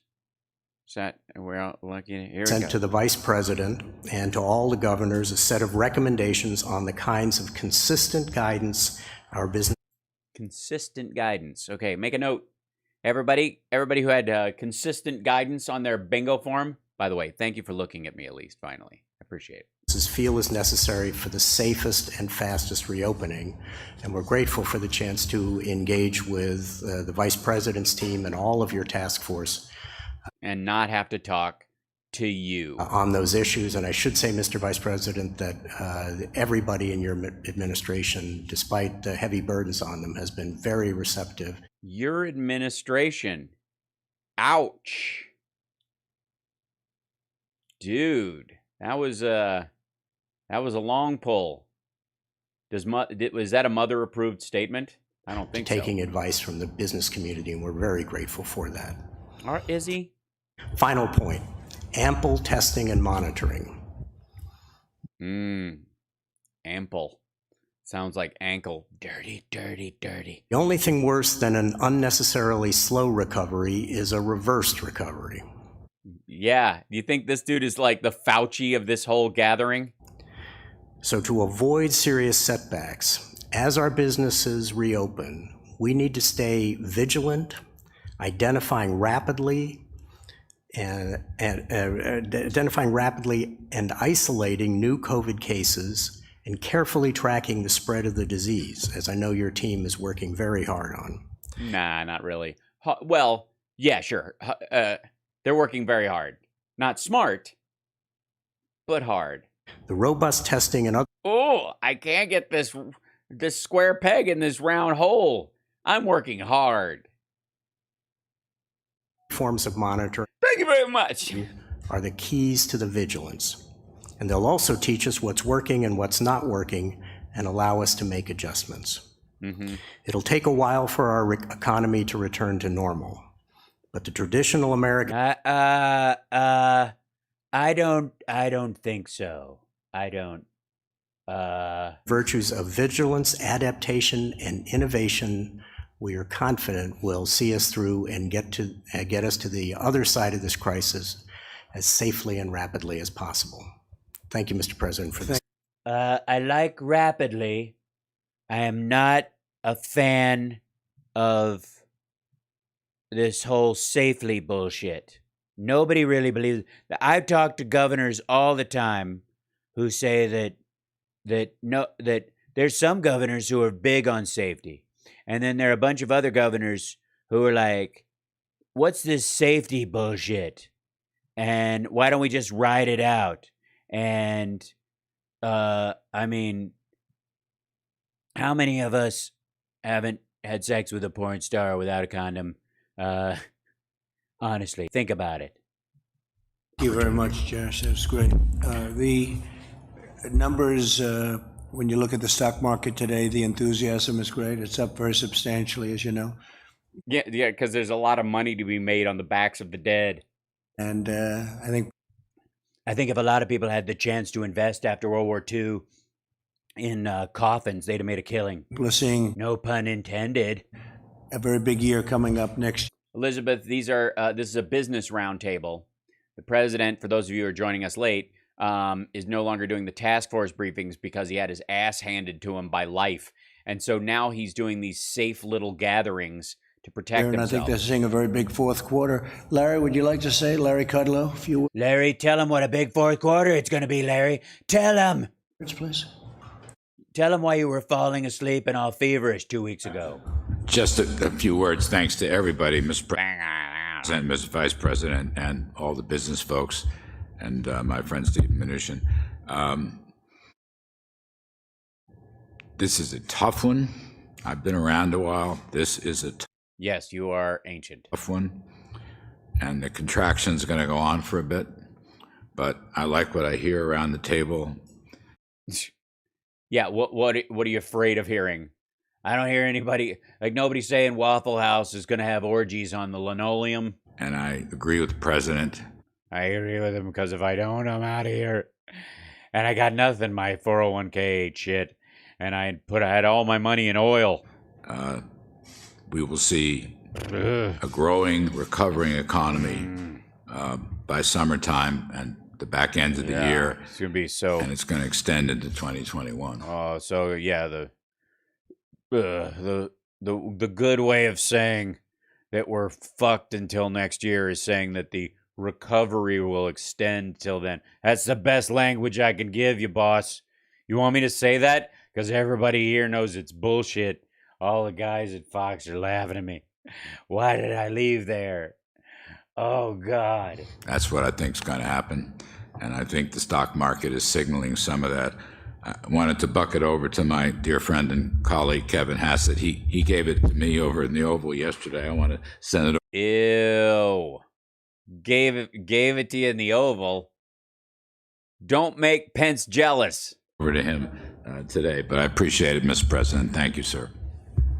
Thank you, Larry. And Mr. President, Mr. Vice President, I think when I first came back in early March, that it was clear that you had a first objective with respect to the economy of building a bridge to the next shore, the other shore, when we could.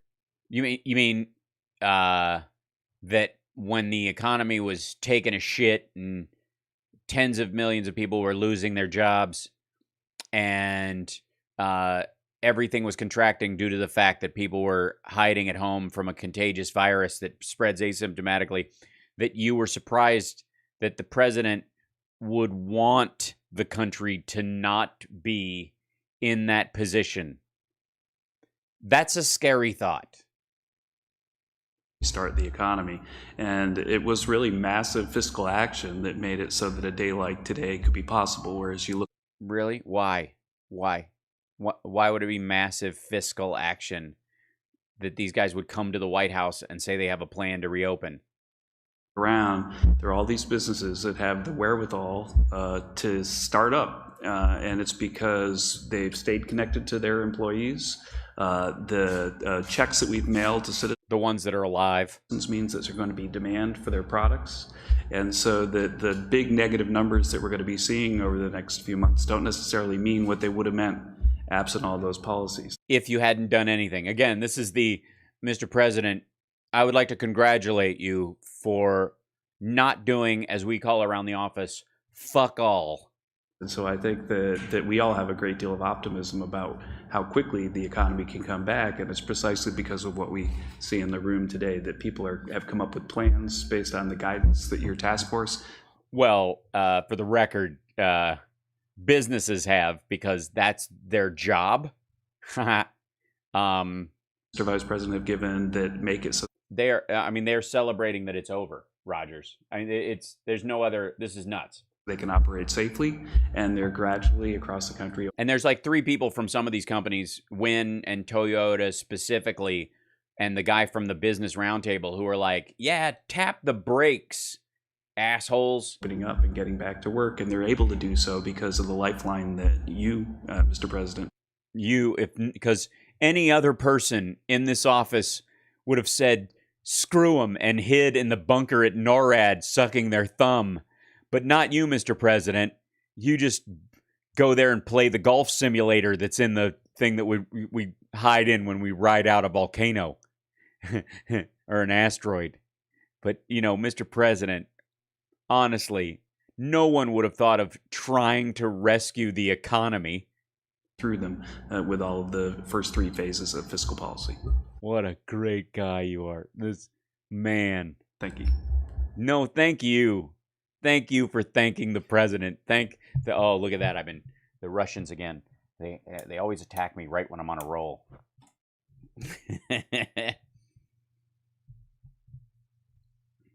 Come on.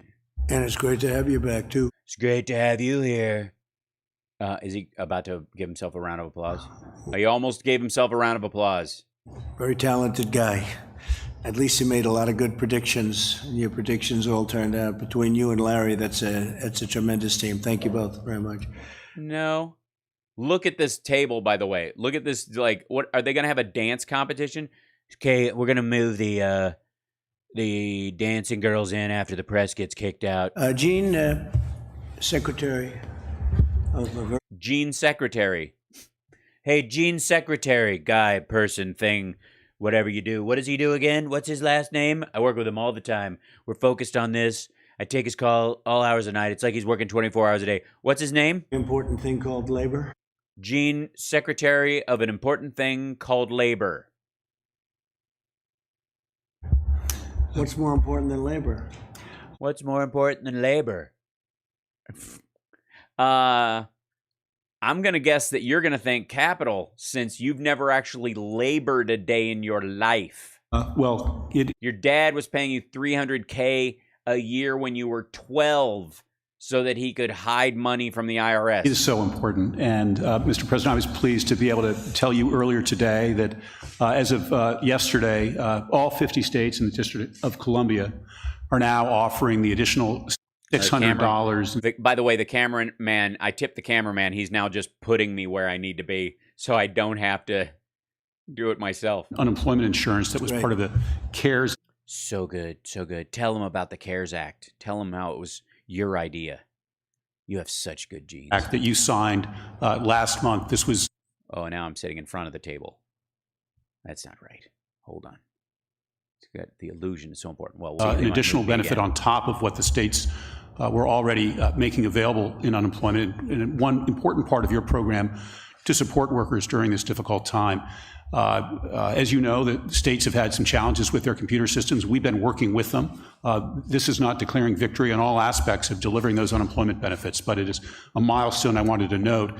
I have been very pleased to hear the discussion among this group about all the steps that companies are taking why would you not want to declare victory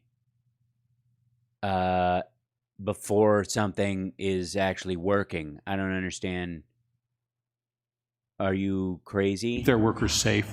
I think we all appreciate that confidence on the part of workers that they will be safe in the workplace is going to be an important part of the reopening, as well as confidence on the part of business about what. Yeah, we need confidence. We need everybody. So everybody who's here today, listen to your subliminal motivation tapes. I want you to go on and listen to the speech from Rocky. That helps a lot. Needs to be done, and that when those steps are taken, they will have satisfied their obligations. Whoa. We at the Labor Department have been working carefully. You've got an obligation to give lip service to safety and all that stuff, and then just get back at it. If you lose a few, I mean, it just means there's more job openings. In conjunction, our goal of getting towards 100% employment is better every day that someone dies, so that we can just rotate someone in. With the CDC to provide guidance for a variety of different workplaces so that employers and companies know what needs to be done. And employees, they do. Do you know as well? And we'll continue to do that. We're also you're going to continue to try and do something positive. Cool. I can't believe it. Getting complaints from workers who worry about safe work conditions or that they. Yeah, Philly Dana, you're like the drag on the self-employed and the hustle economy crowd getting screwed by this whole thing. Valuable lesson. Might have I'm going to start my own bank after this. Christ. In some adverse action for raising safety concerns, and we'll look into those, and we have the tools that we need from an important. Speaking of tools. Enforcement perspective if workers' rights aren't respected, but I'm so heartened to hear the steps that businesses want to take and are taking to support their workers. Just a last observation, Mr. President. As you and the Vice President said, just weeks ago, we were enjoying such an extraordinary economy, and there were reasons for that. The Obama administration had set up a growth strategy from 2010 that had been on a constant arc. And if you look at even when Trump came into office, it was exactly on that same acceleration point. Didn't spike up, didn't change at all, just kind of kept going along like that. There was no direct elevation. There was no exponential curve. There was no growth point in it. That part, is that what you're talking about? Is that what you mean? Policies that you put in place. Oh, no. I see. No. Lower. You can't feel safe because we aren't safe. Yeah, Georgina. Taxes. Just feel safe, okay? You don't have to be safe. Just feel it. Regulation that were vital to what we enjoyed before. Right now, we're in a period It's a good idea. I should start a church. of very important government intervention. We need that. But as we look forward to the department, I think it will be important to remember as well the limits of government, and that. Yeah, that's not your job. The limits of government. You're not here to talk about the limits of government, dipshit. That helps no one. You know, I think oftentimes people tell me, "Thank you so much, Georgina." The government can't do everything, so I'm going to focus on the things that are not, I can't do anything about, and blame other people for the stuff I should be doing. The single best thing for workers is a vibrant economy, and that often comes from allowing free markets and free people to go about their business. We'll keep that in mind too. As opposed to just dying in piles. Thank you. Oh no, thank you. Thank you, libertarian Scalia offshoot. Okay. Any questions for our Oh boy. panelists, please? Yeah, please. This could be a question for any of the business leaders, but there are polls that show that Americans say, the vast majority of Americans say that once they're allowed to go back to restaurants, hotels, places like that, that they won't because they don't feel safe. So are you worried that until there is a vaccine, people really won't come back to some of these businesses? Of course we worry about it, and we see some. Well, yeah. As someone who makes my money and people going to hotels, of course, I'm worried that people won't go back to a hotel. Same polling, and we're talking to our customers by the tens of millions, hundreds of millions. Last year we served 180 million people, so we have a pretty big and extensive customer base. What we're hearing from our customers is that they're desperate to get back out and move around and see their country again and see their friends again. Dude, what we want is immaterial. This is such a stupid thing. Stop asking people what they want to do. It has no meaning. I'm jumping ahead. There's a tremendous pent-up demand. Oh my God. I've been at the White House now for many months, and I'd like to get out as much as I. Oh my God. The Rose Garden's just not enough. And they'd always post pictures of me when I play tennis, so. This is the most beautiful house in the world, in my opinion. But I think there's just a great demand to get out and, get our country going again. And that includes going to restaurants and hotels. And I think you're going to find, Chris, that you're going to do a lot of business that you're not even thinking about. You don't even know how many people are going to staycation in their own city. And I can't wait to get out of the White House. Here's a good idea. Get out now. Just leave. Just resign.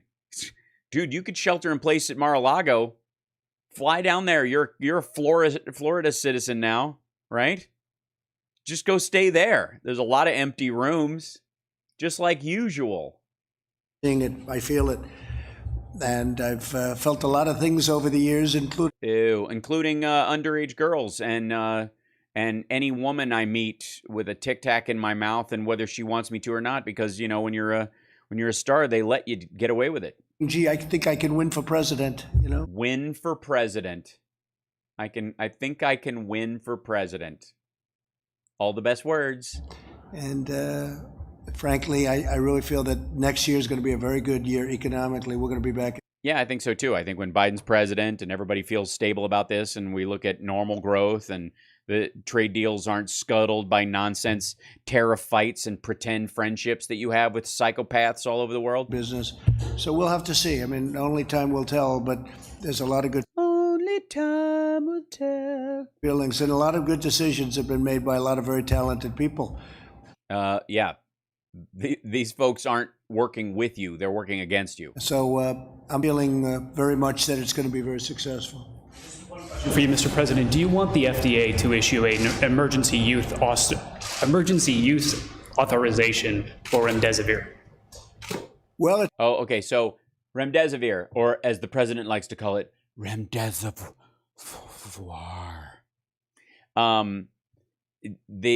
Let's be abundantly clear. And by the way, hold on. Let me see if I can. We should do a better version of that. 1 second. That when he started pushing hydroxychloroquine, there were stories about remdesivir at the same time. Trump mispronounced it. I'm going to go with my personal feeling. My personal feeling is that he knows the CEO of the company that's going to be making a bunch of hydroxychloroquine, does not know the CEO or have business ties with the CEO of the company that makes remdesivir. And so that's why I think he blew it off. But let's just see if that ends up being the case. I'm going to guess, oddly enough, he doesn't know about it at all, for the record. It's a big thing what happened just recently where they... Okay, by the way, an hour ago, Fauci talked about this in the Oval Office about how remdesivir is showing there is a direct link between people getting better. I mean, this is absurd. Whatever. Sorry, what I meant to say was remdesivir. Go ahead, Mr. President. Tell him what's up. Came up with something that has a very substantial percentage. You know, it's a building block. Tony said it today. I thought it was very well expressed. He said that's a building block. That means that's a very substantial chunk of a step. Oh, a bit. You can tell him, boss. You know everything about construction. It's so amazing. He built things for years, so he knows that a chunk of rock can be stepped on. That's wonderful. Is that too much for everybody? That a little bit? And that's a building block to the ultimate step. I look decent in makeup, I'm just saying. That's a big building block when you hear, I guess, 31%. So it was very good. Yeah, I want them to go. 31% of what? You're basically remembering a number. You don't even know what the 31% is, so... Yeah. As quickly as they can. Stephen Hahn, Dr. Hahn has been incredible. O'Hara's treachery has disgraced us. I don't know why it should be smoother than that. I don't know why it is. Let's see. I gotta fix it. Is it an issue with that? Let's see. I don't know.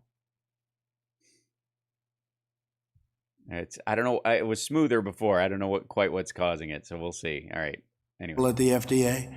He's getting things done at record time. There's never been anything like it. And yeah, we want everything to be safe, but we would like to see very quick approvals, especially with things that work. Oh yes. Grab the cure by the pussy, Mr. President. You can do it. Absolutely. Oh my God. So smart. He's so smart. I love it when he says smart stuffs. Like things are built and made, and when they're they are, if you add a thing to it, you can step on it and it's higher than, and say 31% again and pretend to know what it means. It's so sexy. Sorry.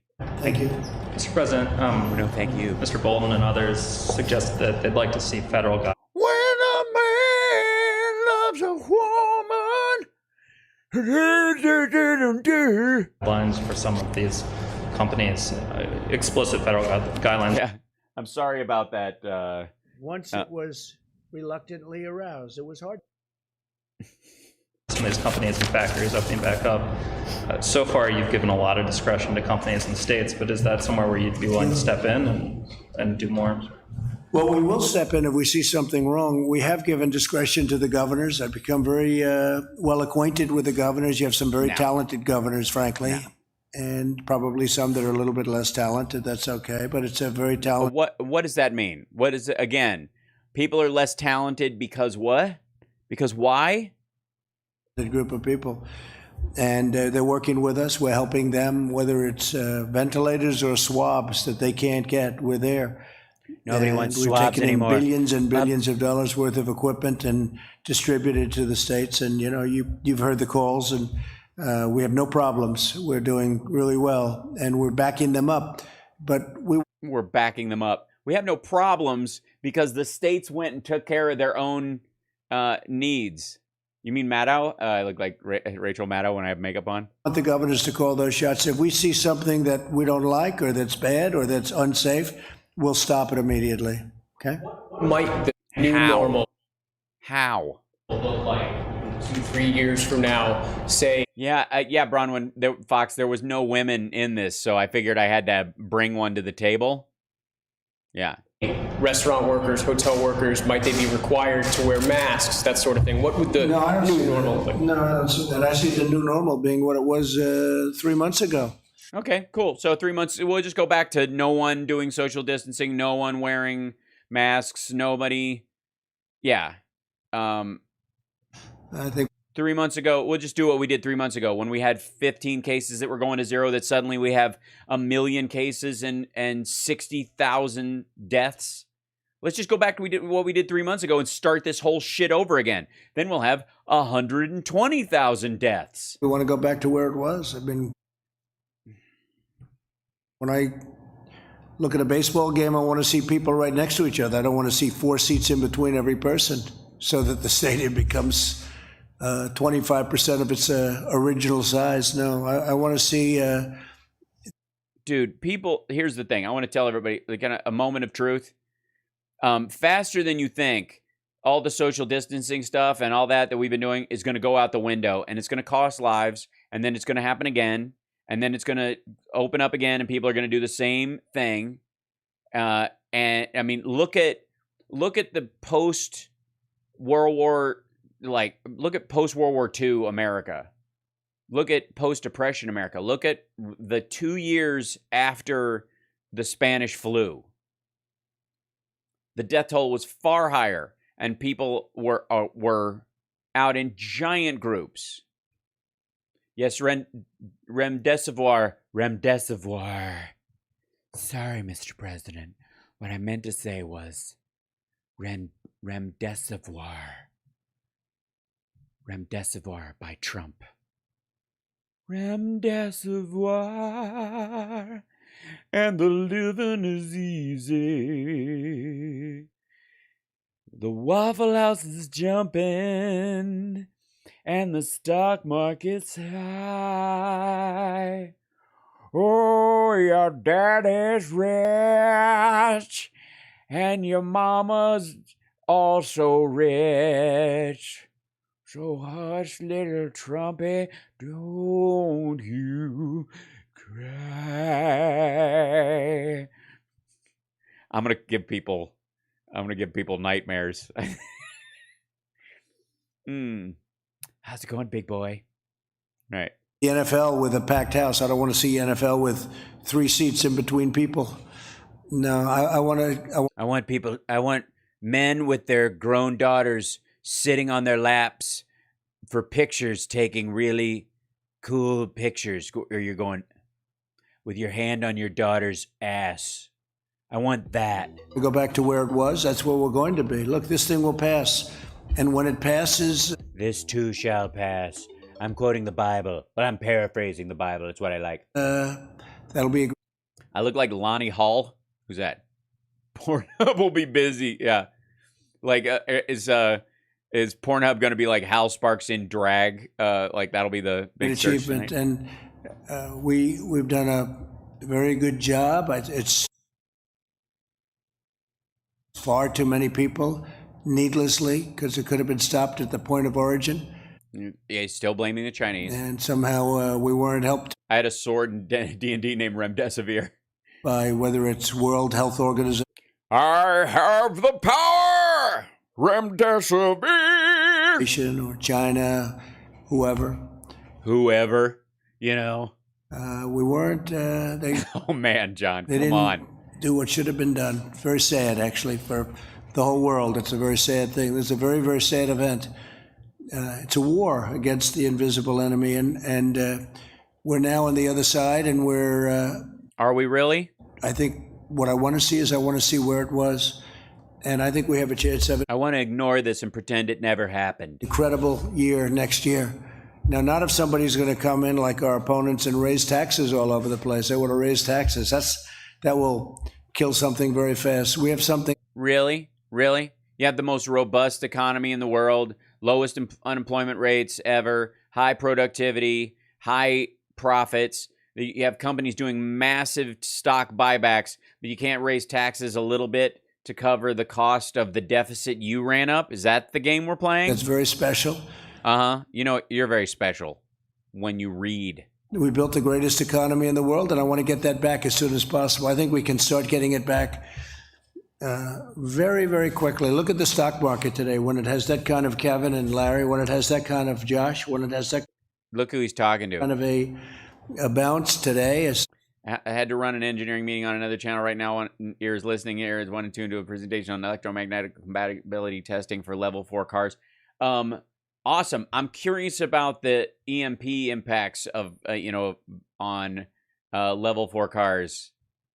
Will people be able to, like, because I'm planning on building a handheld EMP device for the robots that come kill us, so that I can stop the Boston Dynamics robots, and I'm worried about it frying my car. As much as it went up, but I think it set some kind, almost a record. A record of records. That's what I care about. Records, like record number of death over the last week, right? It's almost a record, and this.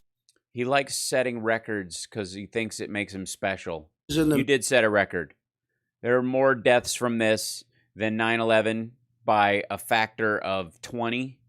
There are more deaths from this than the Vietnam War. Midst of something. Now, we're not in the midst. They feel we're at the other side of it. No, you do. You wouldn't be seeing numbers like this, but. No, the stock market doesn't give a shit. This is other countries putting their money in our stock market because we are pouring money into everything. We're at 24,000, maybe. Zombies aren't a problem. All zombies die, disappear after 3 days. Maggots will take care of them. Do I have to do this whole story again? Even a little above 24,000, and we were at 29,000. We never broke 30 on the Dow. So that's tremendous. But what it really does, you have a lot of very smart people. That means. You know what we broke 30 on? Deaths. Twice. They're looking to the future, number one. And I look at it as jobs. I also look at it as sort of guidance. It's a guidance in a sense. It's the stock market. Who would think you could have a stock market at 24,000 after we've gone through the worst pandemic? Because the stock market doesn't give a shit about 26 million people being out of work. It's 1917. That's over 100 years. Why would it be surprising? Since 1917. What was the stock market like before and after the Spanish flu? I'm guessing it jacked up like a son of a bitch. And so I think that's a great indicator. There are a lot of very. It's not an indicator. You're dumb. Smart people that understand that world very well. Yeah, I understand it enough. That has nothing to do with how workers or the humans in the U.S. are doing. And they have a lot of confidence in it, and that's. Thanks, Bean Toes. Some of the companies that we hear, public companies, but it means jobs. It also means not only guidance, it means 26 million jobs. 26 million people are unemployed. How many of those people can't get their jobs back because their effective way of living has been made illegal? Some people. And I know some great investors. People really have a lot of confidence in what's going forward. They think they're going to make a lot of disaster money off this. That's not the same thing. They're excited about the dip because they can buy in low, stupid. Good God. And that's what I see, and that's where I want it to be, okay? Mr. President, are you open to making a deal with the Postal Service that would allow it to borrow from Treasury without raising its shipping rates, its package rates? Well, you have to raise the rates on packages because I'm trying to put the Washington Post out of business, and I think if they raise the shipping rates, then I will effectively hit Amazon really hard, and that will be a punishment for them. So I'm basically using my position to leverage against one of my competitors. So, yeah. Losing a fortune on packages. They're losing anywhere from $2 to $3 or $4 a package every time they deliver. So it's not fair. And it's not fair to the people that work at the Postal Service. You have some of these. It's not fair. Why? Do they not make they would make what, twice as much if they work at the Postal Service? Companies, the internet retail, you look at that and they drop millions of packages on the post office. The post office delivers a package, and every time. Yeah, and who do you think Amazon's main contributor of packages is, where it comes from. Because there's Fulfilled by Amazon, which is a drop shipping industry, which tons of Americans make their living off of. And then there are individual companies that put their inventory on Amazon to be sold, and they send it through using Amazon as a go-between for sales. What about those companies? Because if you raise their shipping rates, it's not going to affect Amazon, because Amazon's going to get their part of the sale. It's going to affect the company that's paying for the shipping. They deliver a package, they lose from $2 to $5 a package. And what kind of a business is that? And you could never replicate the post office. The post office. Right. Yeah, it's not supposed to make money. It's a public service. It's not supposed to be profitable. It's supposed to be funded to the benefit of the country. Dummy. This is massive. But they've got places in little sections of our country that no company could ever go to that took right. Somebody just told him this, by the way. Hundreds of years to build the post. Uh-huh. Yeah. Are all the farmers and everybody going, hey, dude, we sell a lot of our goods directly to customers, Omaha steak style, and if you raise the shipping rates for the post office, it's going to cost me an arm and a leg. So what the fuck are you talking about? And when you look at the size of it and you compare it to companies, it's much bigger than companies. I mean, yeah, it's part of a country. It should be. Much, much bigger. There's no company that's the size of that. No, we want to stabilize the post office, and the way you do that is these companies are going to have to pay more, not the people. We're not looking for the people, but the companies are going to have to pay. Okay, then what's the differentiation? If I have less than 500 employees, do I pay regular shipping rates, and then you're going to charge companies over a larger size for the shipping? So how do you make Amazon packages, which is what his problem is, how do you make Amazon, like charge Amazon a premium for shipping when it's an individual seller who's just selling through Amazon? Or eBay or Etsy, you twat. A percentage of that loss. You can't do that. Yes, you can. You just have to fund it. It's it helps with the function of the country overall. We turned the intranet that the Pentagon was using loose into the internet. Government shouldn't have. See how the. Dude, I think the post office wouldn't it be great if it could, after so many decades, break even? No, that's not the most important thing. But we're making a lot of people rich and a lot of companies rich. Yeah. And people are able to send a letter or mail out stuff. Here's a good idea. Charge junk mail companies fine the shit out of them for mail you didn't ask for. If I get a piece of mail I didn't ask for from a company I did not petition through the physical mail, fine them double the cost of sending out those letters. How about that?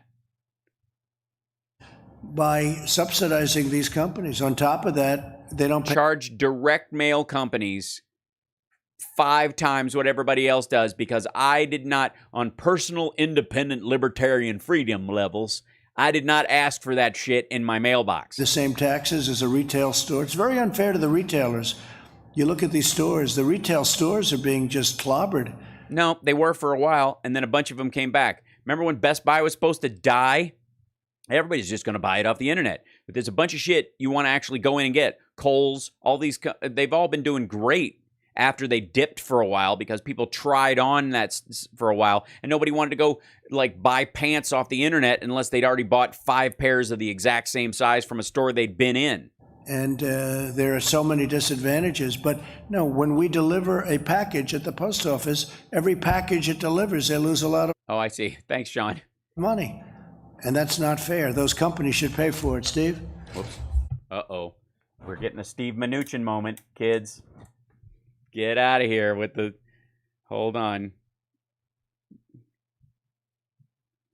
It's Steve time. Steve Mnuchin is ready for you. Steve Mnuchin, let's go with you, dude. Steve Mnuchin show. Let's see. All right, here we go. Steve Mnuchin, live. Come on, Steve. The President, over a year ago, asked us to chair a postal task force to look at restructuring. A year ago, we didn't have any board of governors. We now have a board of governors that's overseeing it. So smart. They're conducting a... So a year ago, before all this stuff started happening, the president asked me to find a way to gut the post office in order to kill Amazon, and I've been working on it ever since. It's going really well. Search. We look forward to hearing the results of the new postmaster, and we think this. I mean, I think we're hoping that he can find a way. You know, we hired him. We had a dog breeder in the other job. We found a new postmaster. He was secretary in charge of book burning at Liberty University. I think he'll be perfect for the job. He also used to train snakes to not bite evangelicals. A business, and the people at the post office will have a terrific opportunity. Terrific. He just said so. You heard him. And we're protecting our post office, by the way. And how? Wait, when did that shit start? We always will, but we want our post office to be successful. Oh yeah, we want it to be successfully scuttled. We want our post office to be successful by not sending any packages. We don't want it to be a laughing stock and a stupidly run organization. Oh, well, then you probably want to get someone else in charge of it. The way it's been for so many decades now. Yeah, it's amazing how the mail just keeps coming and people keep getting their mail and they just get to take it for granted. What an idiotic concept. People should be in fear of losing the post office all the time. It's ridiculous. Tell them, boss. Then we make other people rich. Yeah, all these people mailing packages like on Etsy and eBay and all that stuff, they're all just getting rich. Next thing you know, they'll be able to afford health care. This is evil. We make other people rich because we're willing to deliver packages at a fraction of the cost. So other people... I mean, honestly, you know, if the Chinese can use FedEx and UPS to get their fentanyl into the country, so can you, crochet lady on Etsy. Gain by it. And by the way, and you're hurting a lot of other people. You're hurting. Wait, hold on. We're hurting a lot of other people. Who are we hurting? Who's hurt by this? Go ahead. Because you're hurting retailers. You look at stores where the stores are retailers. Stores. You know, because I buy all my stuff in stores. These stores are, you know, because like I understand that poor people like go to stores. I know this effect is terrible because my hands are normal size. Rent and taxes and all sorts of things that they do, you know, to have a store. These companies don't have to pay, so it's not a fair situation. No, when you want to be close to your customers and you open a store, and then what if your little store that you have, and you're not a big chain, you have a little store, what if that place starts using the post office to send your shit all over the country, and then you start competing with big stores that are here? They're not going to like that, so we need to shut down the post office. We want to take care of our taxpayers, and we want to take care of, very, very importantly, the people that work at the post office. Yes, please. Mr. President, yes, if there is another round of aid for the states and communities, are you going to try to restrict that aid from going? Wait, I have a more realistic Trump. Hold on, let me try that. 1 second. This is probably better. Sanctuary cities and states. I don't think you should have sanctuary cities if they get that kind of aid. You know, if you're going to get aid to the cities and states for the kind of numbers you're talking about, billions of dollars, I don't think you should have sanctuary cities. And by the way, the people that have sanctuary cities, they don't like it. I think politicians like it a lot more. I go to California, I go to lots of different places, and I have people with a very liberal bent saying they don't like sanctuary cities. They don't want criminals to be in sanctuary. They want security. They want safety, and you know they want borders too. They don't want people pouring across into our country. And you know, I was there a long time ago. The wall is up to 175 miles built now, and the numbers are incredibly good because all of that 175 miles, nobody comes through. Nobody even comes close to coming through, unless you have a climber of Mount Everest. But even they don't. It's not even easy for them, Josh. So it's been good. But very important for you, We want our farmers to be able to get their help, and we work it so it's actually easier for them to get in. You know, they've been taking some people that they've had for years and years that come with the crops and everything else, and that really have been great for the farmers. And we want that to continue and actually continue at an easier pace. We're working it so it comes in, so that kind of help can come in even easier, which I think you have to tell your people.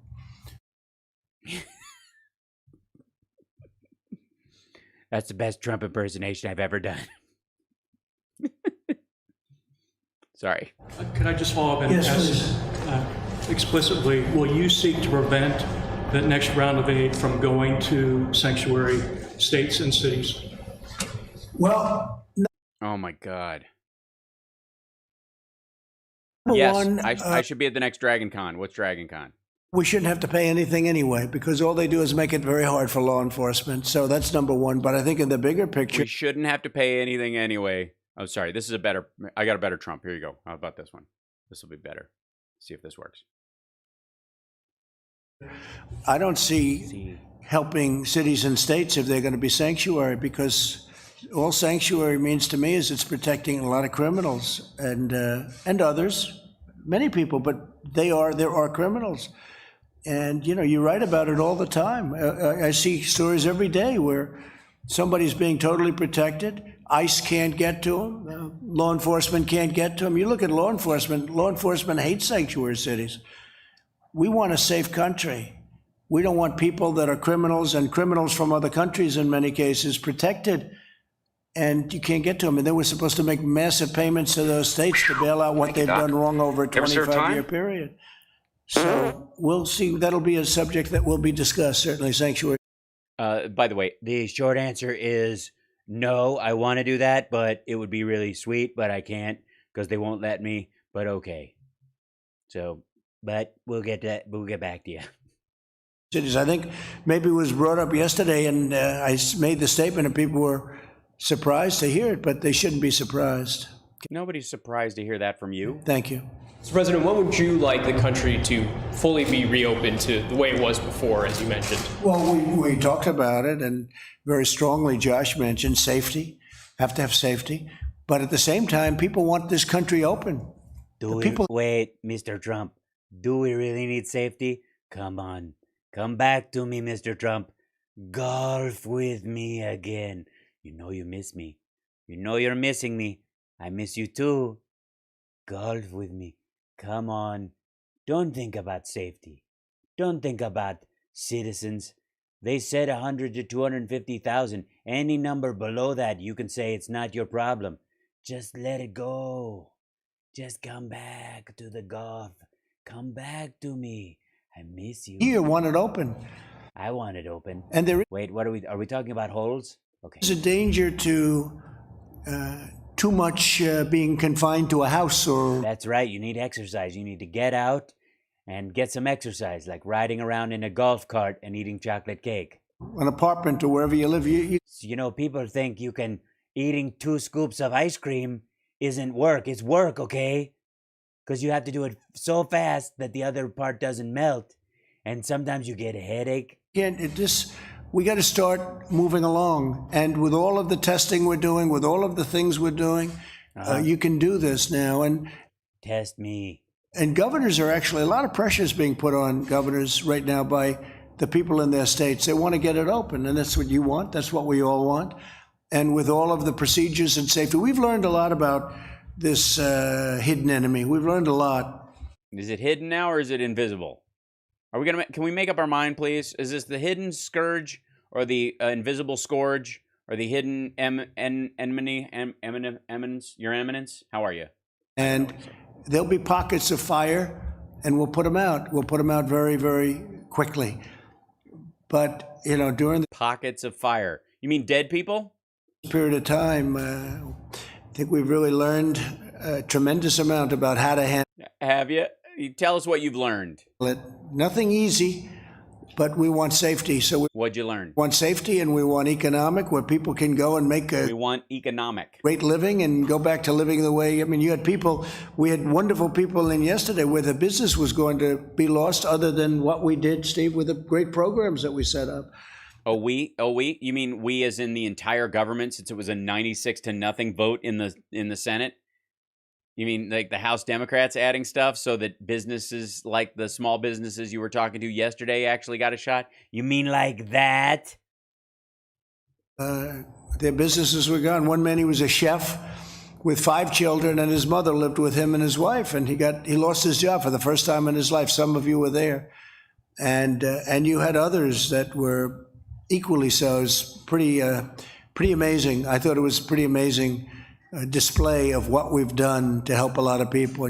And by we? Millions of people like that, millions that have been helped where they wouldn't have a job right now.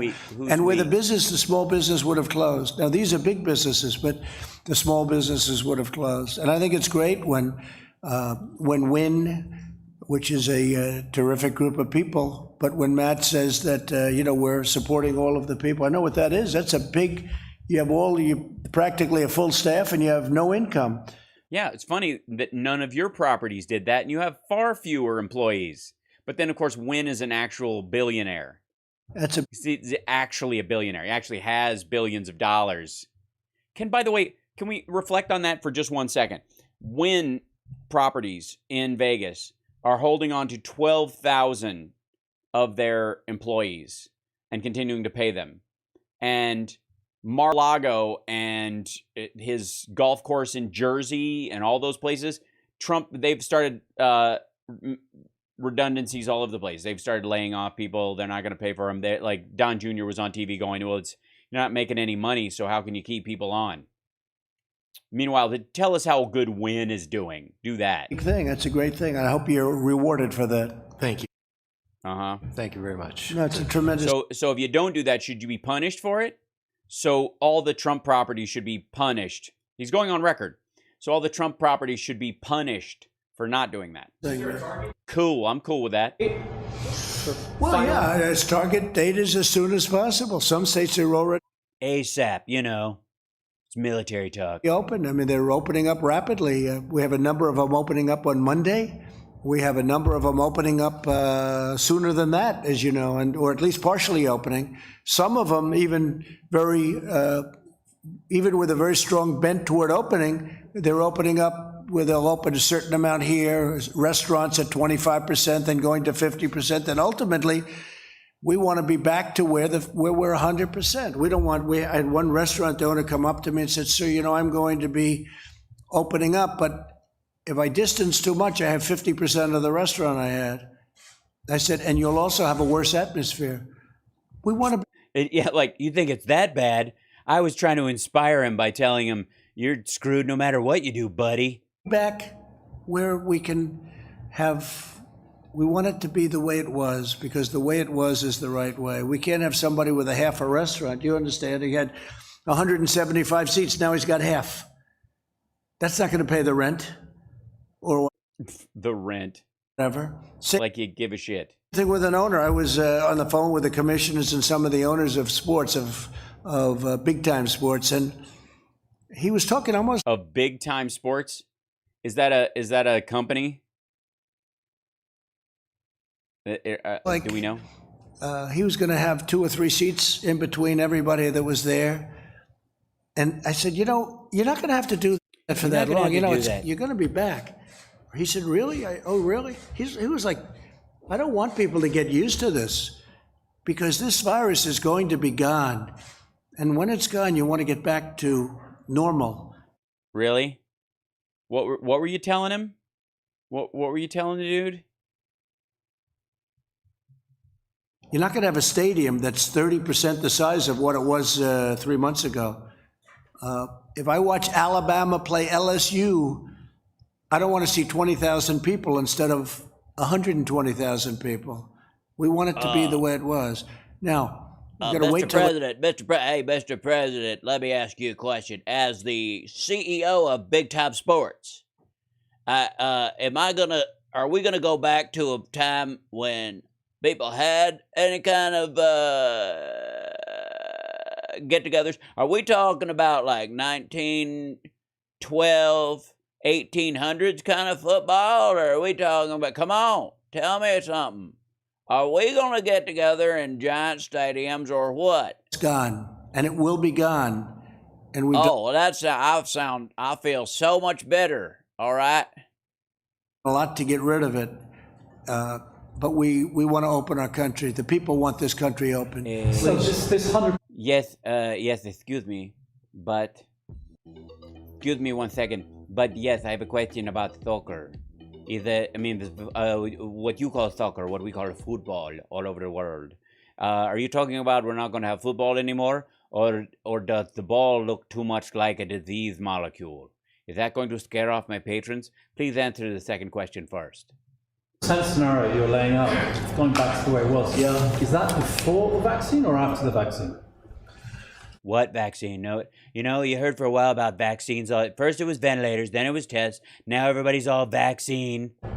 So a lot of progress is being made on a vaccine, but you never know, right? You never know. With SARS, they didn't come up with a vaccine, and sometimes they don't, and sometimes they do. I will say this, I don't think there was the same effort, because a lot of people don't know what SARS is. Not a bunch of people don't know what SARS is. And some people do, but... Which people...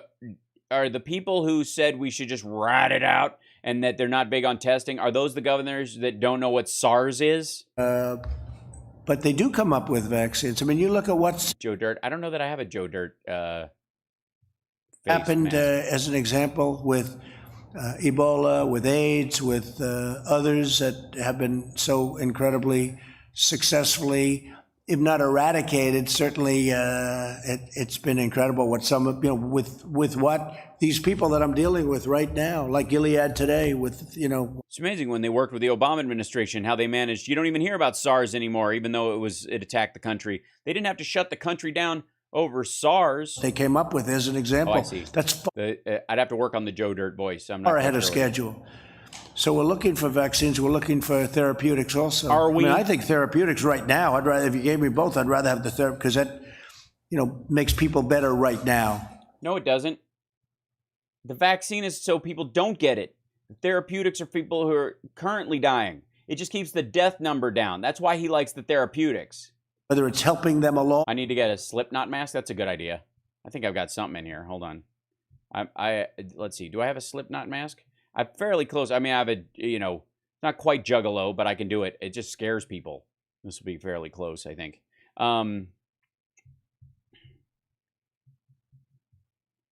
Or makes them better almost instantly. We have to see it. Mr. President, thank you for putting me in charge. But there's tremendous work on therapeutics. Yeah, it's clown against clown. What's going on, and I think we're having some good results. One of them was... I feel like this guy should have a Brooklyn accent or something. Was Gilead. Or a Chicago accent. Today. Yeah, the guys at Gilead, they were fantastic. Good work on that. The full restaurants, the stadiums, theoretically could come before the vaccine. I think open them up right now. Yeah, do that. Do that. They can sit right next to me. Well, no, I'm not relying on that. I hope that's going to happen. Johnson & Johnson, Oxford, you hear a lot of very good stories. I'm hearing them really firsthand, good stories. You're hearing good firsthand stories, not the shitty secondhand bullshit we deal with out here in the public. Promising, but they have to test it. Maybe it's not safe. Maybe it eradicates it, but it's not safe. Thank you, Cosmic Rose. And, they have to do testing with vaccines, whereas the therapeutics, it goes a lot quicker in terms... No, they have to test those too, stupid. That's why all those people died from hydroxychloroquine. The process. No, if you don't have a vaccine, if the virus is gone, we're like we were before. But if the virus is gone and we don't have a vaccine, we're like we were in January, let's say. A vaccine would be a great thing. I think we're going to get there in this case just based on what I know, but... what do you know? What do you know? Tell us what you know. See what happens. Look, we'll see what happens. That what you Gilead research has been... Got some troll beyond? Okay. I mean, that's gone so fast. That's gone at a level of speed that nobody's ever seen before. And that's a stepping stone. So I think they're doing very well. But no, I want to get back with or without. But I want, obviously we have to wait till it's gone. It will be gone.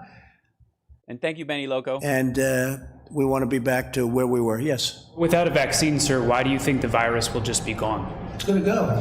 It's just going to go. I mean, I've talked to science genius people, and they've told me they work at their Liberty University's biology department, says it's just going to disappear. But a leaf, it's going to be gone. Pretty late, Christina, but that's okay. It's going to be eradicated, and it might take longer. It might be in smaller sections. It won't be what we had, and we also learned a lot. Again, if you have a flare-up in a certain area, if you have I call them burning embers, boom, we put it out. Boom. We know how to put it out. Boom, you got a little burning embers happening or something like that. You got a little burning ember going on, and then boom. I went into the doctor once. I had burning embers, and he gave me a shot, and it just went away. Now, but we put it out, and now we're equipped. Now we put it out. We have more ventilators than anyone thought was possible. I mean, nobody ever thought you couldn't make ventilators at a volume. Need to be gone, convoy. Yeah, we're doing a thank you, Benny Logo. Tremendous service for the world right now. We're giving ventilators. We're making hundreds of thousands of ventilators in, I believe, 9 different plants that made other products. Testing. Where's the test? In some cases, cars. In some places, other things. These companies, General Motors and Ford in another way, and GE. You mean companies you haven't allowed to come up here, but you had Toyota and Volvo. That's interesting. So many companies. So multinational companies. That's interesting. Honeywell. They've stepped up. 3M has been terrific. They've stepped up like nobody's ever seen before, and the job they're doing is great. No, I'm going to go with World War II. There was a lot of companies stepping up for the effort. And I'll tell you, I think the job that they're doing on vaccines and on therapeutics has been great too. We'll see. I mean, we'll let you know about that in a little while. Please. Anybody else? Yeah, Mr. President, oil's up today, partially on reports that the Treasury Secretary and others may have... What is it up to? Depends on which, but it's about $25. But on the suggestion that the Treasury Secretary and others may have presented you with a plan for government assistance to the oil companies. Well, we're not going to let our oil companies go and get in trouble. It's not their fault that they got... Oil prices are up on a bailout. Great. By 50% less volume in one day, one instant, all of a sudden, these very great companies are employing all these people. So I'm talking to Steve, and we just saved the airlines. The airlines were having the best year they've ever had. And then did you save the airlines? Did you save the airlines for us? Thanks. All of a sudden, they're like out of business. We can't let that happen. So we saved the airlines. That's done. We're saving other companies and industries. And I would say, Steve, maybe you can talk to who's we? But I think the oil industry is one of the top on the list. Why? So we're looking at a lot of different... Oh, boy. Come on.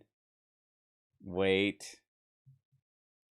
Oh, he's so smart. This is so good. Strategies. We have a dedicated team combined of people at Treasury and people at the Department of Energy. As I've said before... Oh, it's so good. Yeah, we got plenty of people. Tell him, Steve. You're the man. You tell him, Steve.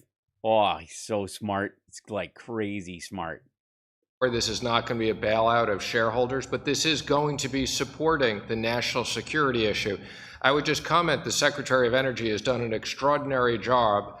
Why is it a national security? You're not going to bail out the people who invested in oil, but it's a national security. So you're just going to bail out the actual company without the shareholder. How do they not give money to their shareholders if the math doesn't? Oh, no. Of taking in oil in the strategic reserve and being paid for the storage capacity in oil. We're also exploring potentially having the ability to store another. So we're letting them store for business, and the way we're getting paid is we get to keep the overage, and they get to sell the rest. Okay. Several 100 million barrels. Genius. So we're looking at lots of different options. We're in touch with lots of people around the world. And I would have never thought of this as a solution, because I have a soul. The president is determined that we protect the national security interest and the jobs. Announcement this week about. Well, we had a very interesting thing because we had a lot of capacity, meaning you can fill it up in the national strategic reserves, and is that what it's called? No, it wasn't full, and we made a great deal. If you would have told us that we could have had that filled up, or it's on the way to being filled up at the kind of pricing that we're talking about, why didn't you fill it when it was free? I would have said you have to be kidding. No, I would have said you have to be kidding. Why are we paying any money at all when you could get oil futures for negative $30? Why didn't you jump on that when it was negative $6 even? And you would have had people paying to put it in the strategic reserve, and the American public would have made money on it. Talking about 19, I'm not sure. What the hell is going on? Put Steve back on. This is so wrong. Is going to be happy about this because it doesn't pertain to the hotel business. Don't get scared. But we're talking about like 1952 pricing. It's unbelievable. It's prices that are so low, and in some cases we're storing oil and getting paid for storage because we have a tremendous capacity for it. So. Yeah, in some cases. Why not in all cases? What's happened with the strategic reserves is why in some cases? Incredible. And additional aid might be announced this week, or do you have a timeline for that? Say it. Additional aid might be announced this week, or do you have a timeline for it? On that? For oil companies. Well, you mean a plan to help them out? Yes. I would say shortly. I mean, right. Yeah, and what part do you not understand about in a very short period of time? Just put that in your column on your own. You don't even have to ask him that question. In a very short period of time, okay? That's how things work. Now we're dealing with some of the big ones, but the big ones are very strong. They've been very strong over the years. I think that. You mean they've been making tons of money selling a product that's easy to get, but for a high premium, and manipulating the price because people don't have a choice? They're not going to have the problem. But we have a lot of great people and a lot of great jobs in Texas and Oklahoma and North Dakota and other states that are great. It's energy. It's not. I don't even call it oil. I call it energy. This is.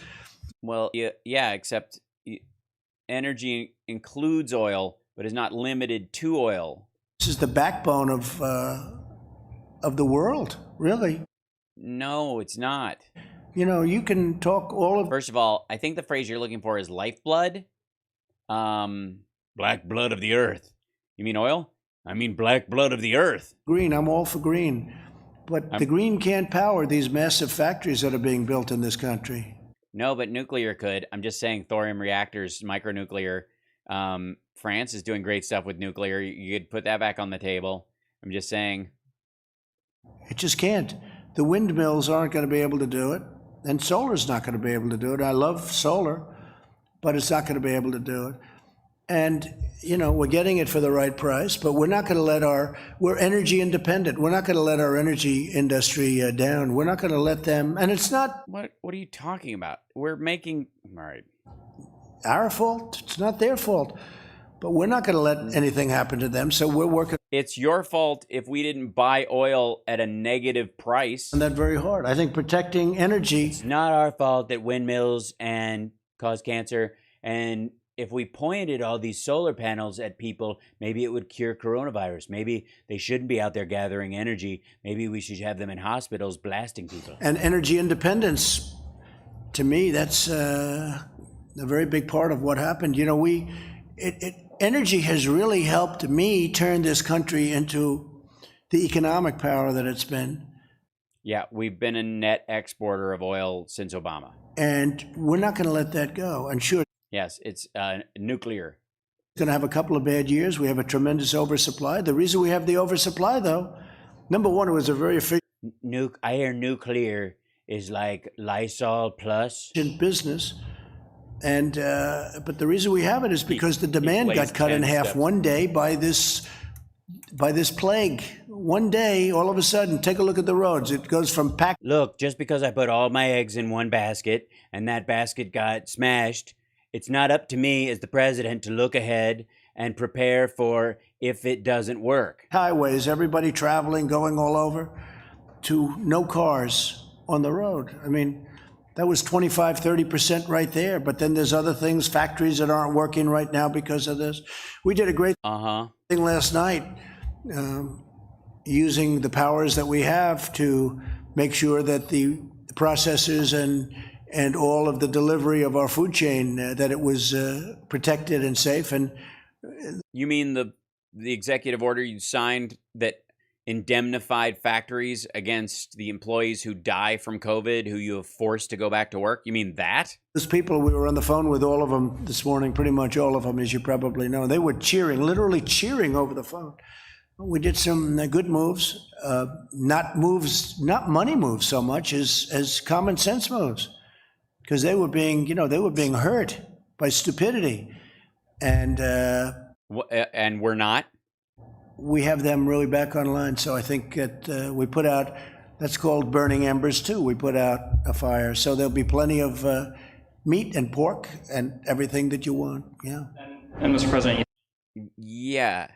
You're not helping them actually, like, how about nationalizing, using the Defense Production Act to grant those facilities federal support for the safety of the workers so that you don't have to force them to come back to work. They feel safe already. That you were anxious to get out of the White House. Might we see some travel in the next week or so? I think so. I think I'm going to Arizona next week. You think? And we look forward to that. And I'm going to, I hope, Ohio very soon. And we're going to start to move around. And hopefully in the not too distant future, we'll have some massive rallies and people will be sitting next to each other. I can't imagine a rally where you have every fourth seat full. Every 6 seats are empty for every one that you have full. That wouldn't look too good. No, Who cares how it looks? Are you saving your actual voters? Do you care about their lives? I hope that we're going to be able to do some good old-fashioned 25,000 person rallies where everyone's going wild because they love our country. Okay. Do you expect that to happen? Well, I'm going to Arizona, and that's a little bit different. That's having thank you, Rob. To do with industry, because it's too soon for the big everybody get together and stand next to each other crowds. But that'll be next week. I don't know. It'll depend. It also depends on states. You have different states. Some states are really in great shape now, and some states will be in great shape. But once they figure out how the really talented ones allow for that, yeah. A lot of progress has been made. It's pretty incredible. Even if you look in New York, I spoke with Governor Cuomo at length today, and they're on that other side of the curve, a lot less. It's been hit very hard. It's New York, and you probably would expect that, but they're on the other side of that curve. The bed usage and the people coming to hospitals is way down, much lower than it was. So a lot of very positive. Yeah, because we're 2.5 weeks, 3 weeks behind the arc of everyone staying at home. Signs are happening. If they go back out. Okay. So, President, do you expect to be able to hold rallies before the election? Do you I think hope so. I hope so. Look, we have a tremendous pent-up demand. They love what we're doing. They don't want to have taxes raised. They don't want to have stupid things happening. They like the trade deals. We've made great trade deals. I mean, the greatest trade deals ever made in this country. Really? The Chinese, how's phase 1 going?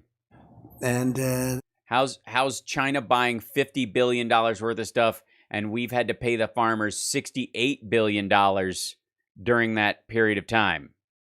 How is that not China? How are we not $18 billion in the hole? If they see it through, which they have. That's what they want, and we have a lot of them. Oh, I'll do the rallies. That were lined up and ready to be done, right, Kevin? We have deals that were lined up with countries ready to be done that were so good for our country, so good for our workers. And then this scourge came along and... Scourge. Twice. Even after being corrected by the dude from Toyota. That's the last thing people are thinking about right now. I don't know that I'll be back on Rachel anytime soon, Amy, because I say too many bad words on the internet. We put them on hold for a little while, but no, I hope to have... Andrew, not during this broadcast. I hope to see football games and baseball games and basketball. Now for basketball, you're going to have a little bit of a time. I don't know what they're going to do. Maybe they'll be able to play sort of toward the finals or the playoffs or whatever they're doing. We'll just start in the middle and just say, okay, let's pretend you won 10 games. I saw baseball's doing something very unusual. I don't know if I agree with that. I'd like to see the Yankees play at Yankee Stadium. I see they have some ideas for baseball that are very different. I guess I'm a traditionalist, but Yeah, that's what you are. Yeah. All those shots we have of you at sporting events. I think they'd be able to play at Yankee Stadium with... Oh, indeed I was, lowrider. Obviously smaller crowds, and then the crowds would start to build as things get to be a little bit better. But no, I think you're going to see some big things happening. And again, this is going away. This is going away. Magically, it's just going to flow through. I think we're going to come up with vaccines and all, but this is going away. And when it's gone, we're going to be doing a lot of things. And again, you have to look other areas. There are areas, we all look at New York and we see. Oh, yeah, Natalie, this is still going on. New York and New Jersey. Because he loaded this place with all of his friendlies. Some of these very high density places where they're doing a very good job. It's just, it's not easy. Didn't do what we did. Oh my God. Just thank everybody. And I want to thank these business folks. Let's just get out. Like he just basically said the same bullshit about like if we hadn't done anything, everybody would have died. Are just like tremendously talented people. People have tremendous. No idea how talented they are, the job they do, and we're getting our way. No, we have some idea. Like we saw that they came prepared with PowerPoint presentation slides and an 88-page booklet on best practices to get back to work, which dwarfs the 3 slides you had. And we're getting our way back, I think, much faster than people think, and I think it's going to be a much more successful launch than anybody would have thought. I really think next year is going to be a tremendous year. And I think the fourth quarter is going to be, Larry, I think the fourth quarter is going to be fantastic. I can feel it. You can feel it. Really? What's your feeling based on? The fact that you've never been hungry a day in your life? You've never skipped a dessert? Yeah, I can feel the demand. It's going to be really fantastic. Thank you very much. The demand for golfing? Everybody, thank you.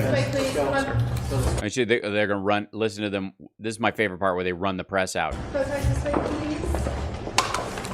But these are all friendlies. So, well, that was exciting. Wow. Hold on. Why does it run for 15 more minutes on this thing? They just leave this up.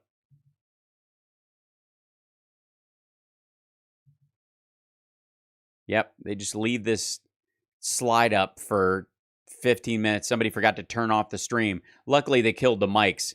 Thank you, Bronwyn Fox. It's the year of the rat. Good times, you guys. Thanks for joining me. We're riding this craziness out. Holy smokes. You're good people. I hope you're enjoying the tip jar pachinko machine transition. That's fun. I try to vary it up every day, make it a little more interesting.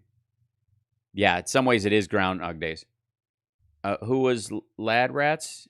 Who's in Lab Rats? I'm not quite sure what you mean.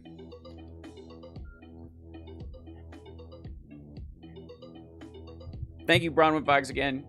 Are you going to be on Nowhere Comedy? I don't know, am I? I don't think so.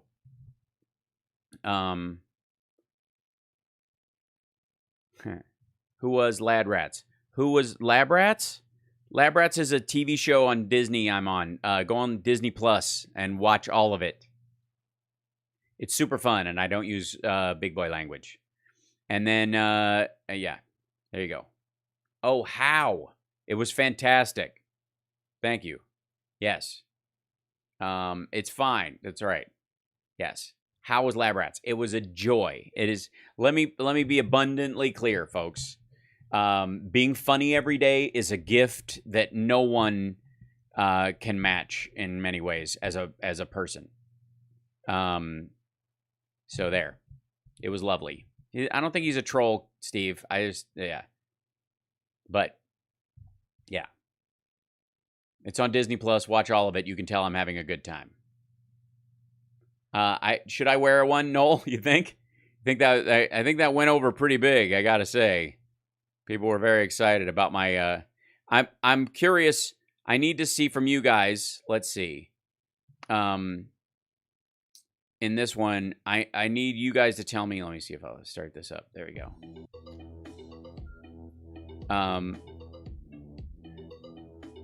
Let's see if I can. I got to do like one that's just the Snapchat. It won't let me just come up with one. So, Well, thank who you do very I much, look like? everyone. This is a great Hold honor. on. I'm not. And No. I see You're not you playing have that same social nonsense distance again. on your- Stop. We'll finish the stream today, but I'm curious who you guys think I look like. Yeah, Friday is the QAF reunion. I should do it with this on. I should just do it completely. Yeah, you missed that earlier, Natalie. That's the thing you missed. Yeah. Oh, Steph would be all up at Jackie Kennedy. All right, I'll take that. That's good. Catherine Bell from JAG. Julie Louise Dreyfus. Okay, that's cool. Thanks. Yeah, isn't it, Natalie? Thanks, Adriana. Yeah, it's a good look. Guys, a feminine lesbian looking. Oh my God, Hallie is the first man I've ever been attracted to. It's not bad. Aw, thank you. Zazu Pitts. Mamie Eisenhower. Aw, thanks, Carl. You always know how to say the sweetest things. A little bit AOC? That's interesting. I'd have to do like a ponytail, though. Nikki Haley. Oh, that's interesting. I don't think I look like Nikki Haley, do I? Do you remember frogs from the day you were young? I remember everything. Yes, I do. Sandra Bullock. Yes, there's a good Sandra Bullock there. I'm definitely not Melania. My nose is too normal. Thanks, Natalie. All the Bionic Teens are awesome. They're doing great. They're holding up. Yeah. I could do my own home version of Gravity. I don't know why it's choppy, though. That's bugging me. I think it's because the double amount of video it's doing. It's weird. Smooth out, you crazy. Take that out. Oops. There we go. I'm just taking that page out, seeing if it relaxes any of it. No. Athena from Mount Olympus. Well, that's lovely. Thank you. I am not my thoughts. That's very sweet. You look like you with makeup and long hair. Thanks, Amy. I'm a woman now, so I have to slow my speech. Oh, that's interesting. I didn't realize that was a factor. Joe Biden's running mate. Yeah, this is my this is me my campaign to be Joe Biden's running mate. Tiffany Amber Thiessen. Whoa. That's saying a lot.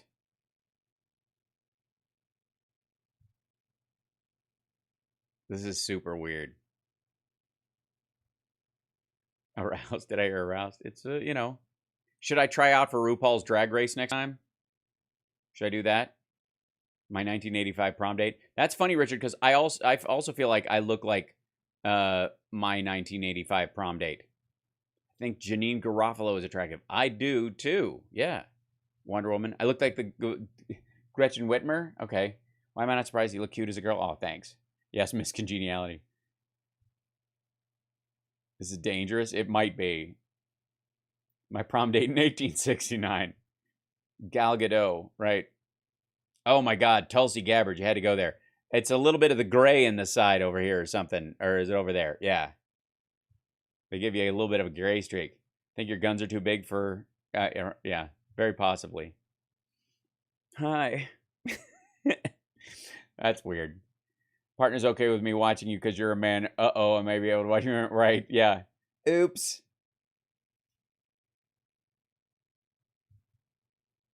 Veep Selena Meyer. This is so weird. Okay. All right, we're stopping this. So funny, though. What an odd thing to, like... I am tempted to make a version of this where I'm blonde and try to do it on the Queer as Folk reunion. Need more black smudgy eyeliner to look like an 80s rock star. Actually, live when I had long hair, I did that all the time, so it's not that far off. So, yeah. Flex again, right? Yeah, it's a little weird, isn't it? With the, like...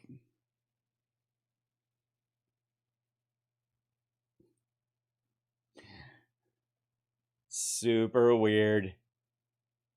All right, just another 30 seconds. Quit it. I'm not doing that. I don't know how you put earrings on that. No stay brunette. Okay. Super weird. Okay, I'm letting you guys go. That's the end of the broadcast today. You guys are fantastic. Thanks for hanging out with me. Can you do that next on your Stephanie show? Yes. Yes, I will do blonde with blue eyes too. I think that's important. You know, maybe I'll start wearing like one blonde after this, one blue eye contact. Excuse me, one blue eye contact after like to make me like David Bowie. So love you guys too. Thanks for the support. Thanks for hanging out. You guys are awesome. Appreciate seeing you. I will be back on tomorrow at 3 o'clock. And let's see. Actually, tomorrow 3 o'clock, I'm doing Ileana Douglas's her podcast on film. So we'll be shooting that live, and I'll probably go on either earlier or after that. We'll see. I think it's an hour, so let's say 4 o'clock tomorrow, and then we'll try to standardize, you know, like 3 o'clock as a regular thing, except on Saturdays for radio, because they're gonna keep putting stuff out.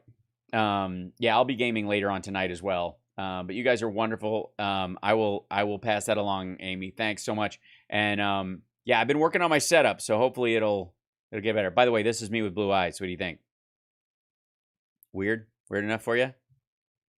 I miss Bowie as well. I was just watching a documentary on Ziggy Stardust, so that's why I have it in my head. Thanks for the reminder, Can't Stop Lying. Let somebody know you love it. Take no one for granted. Reach out to somebody. Send a message to somebody today going, hey, I'm just checking in on you. How you feeling? Also, tomorrow I'm going to do a live stream at noon with my buddy Brooks, who's one of my best friends in the entire world, Pacific time. I love Brooks. He's been my brother for a long time. We're going to just kind of have a friendly hangout and share it with you guys. He's a vegan trainer and stuntman and actor, and so he'll have a lot of insights on how to take care of yourself physically during all this stuff. Plus, he's a joy, and we just laugh together, and we're both big fans of Fletch. Moon River. So yeah, so it is Pacific time. Whenever I say a time, it's Pacific time. Just so you know. If I remember, I'll mention the other times, but I go on Pacific time, so because I'm in Vegas right now. So take care of yourselves. Take care of somebody else. You guys are wonderful. I can't wait to see you tomorrow. It's nice to hang out. I'm sorry if I freaked you out with my dressing like a lady. My dude looks like a lady situation, but we will, you know, just enjoying it. Yes, he does train vegans. He teaches them how to eat for mass and gain muscle while being vegan, that kind of stuff, as well as just, you know, that's the stuff he recommends will always be vegetarian and vegan for people. So there you go. Sprouts incoming, much love. Oh yeah, you're growing your sprouts. Can't stop lying. I'm very jealous. All right, I'll talk to you guys later. Have a great night. You're wonderful. Don't let anybody tell you different. I insist.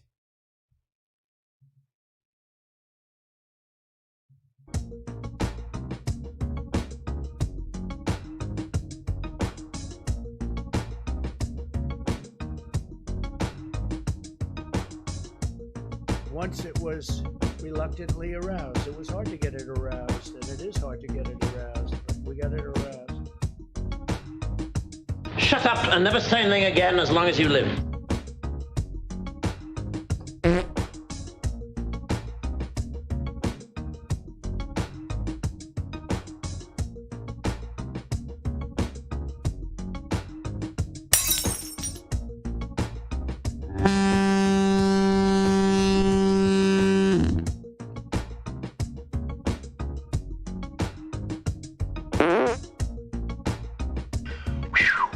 Doc. You ever serve time? I never thought anybody could forget so much so fast without a severe blow to the head.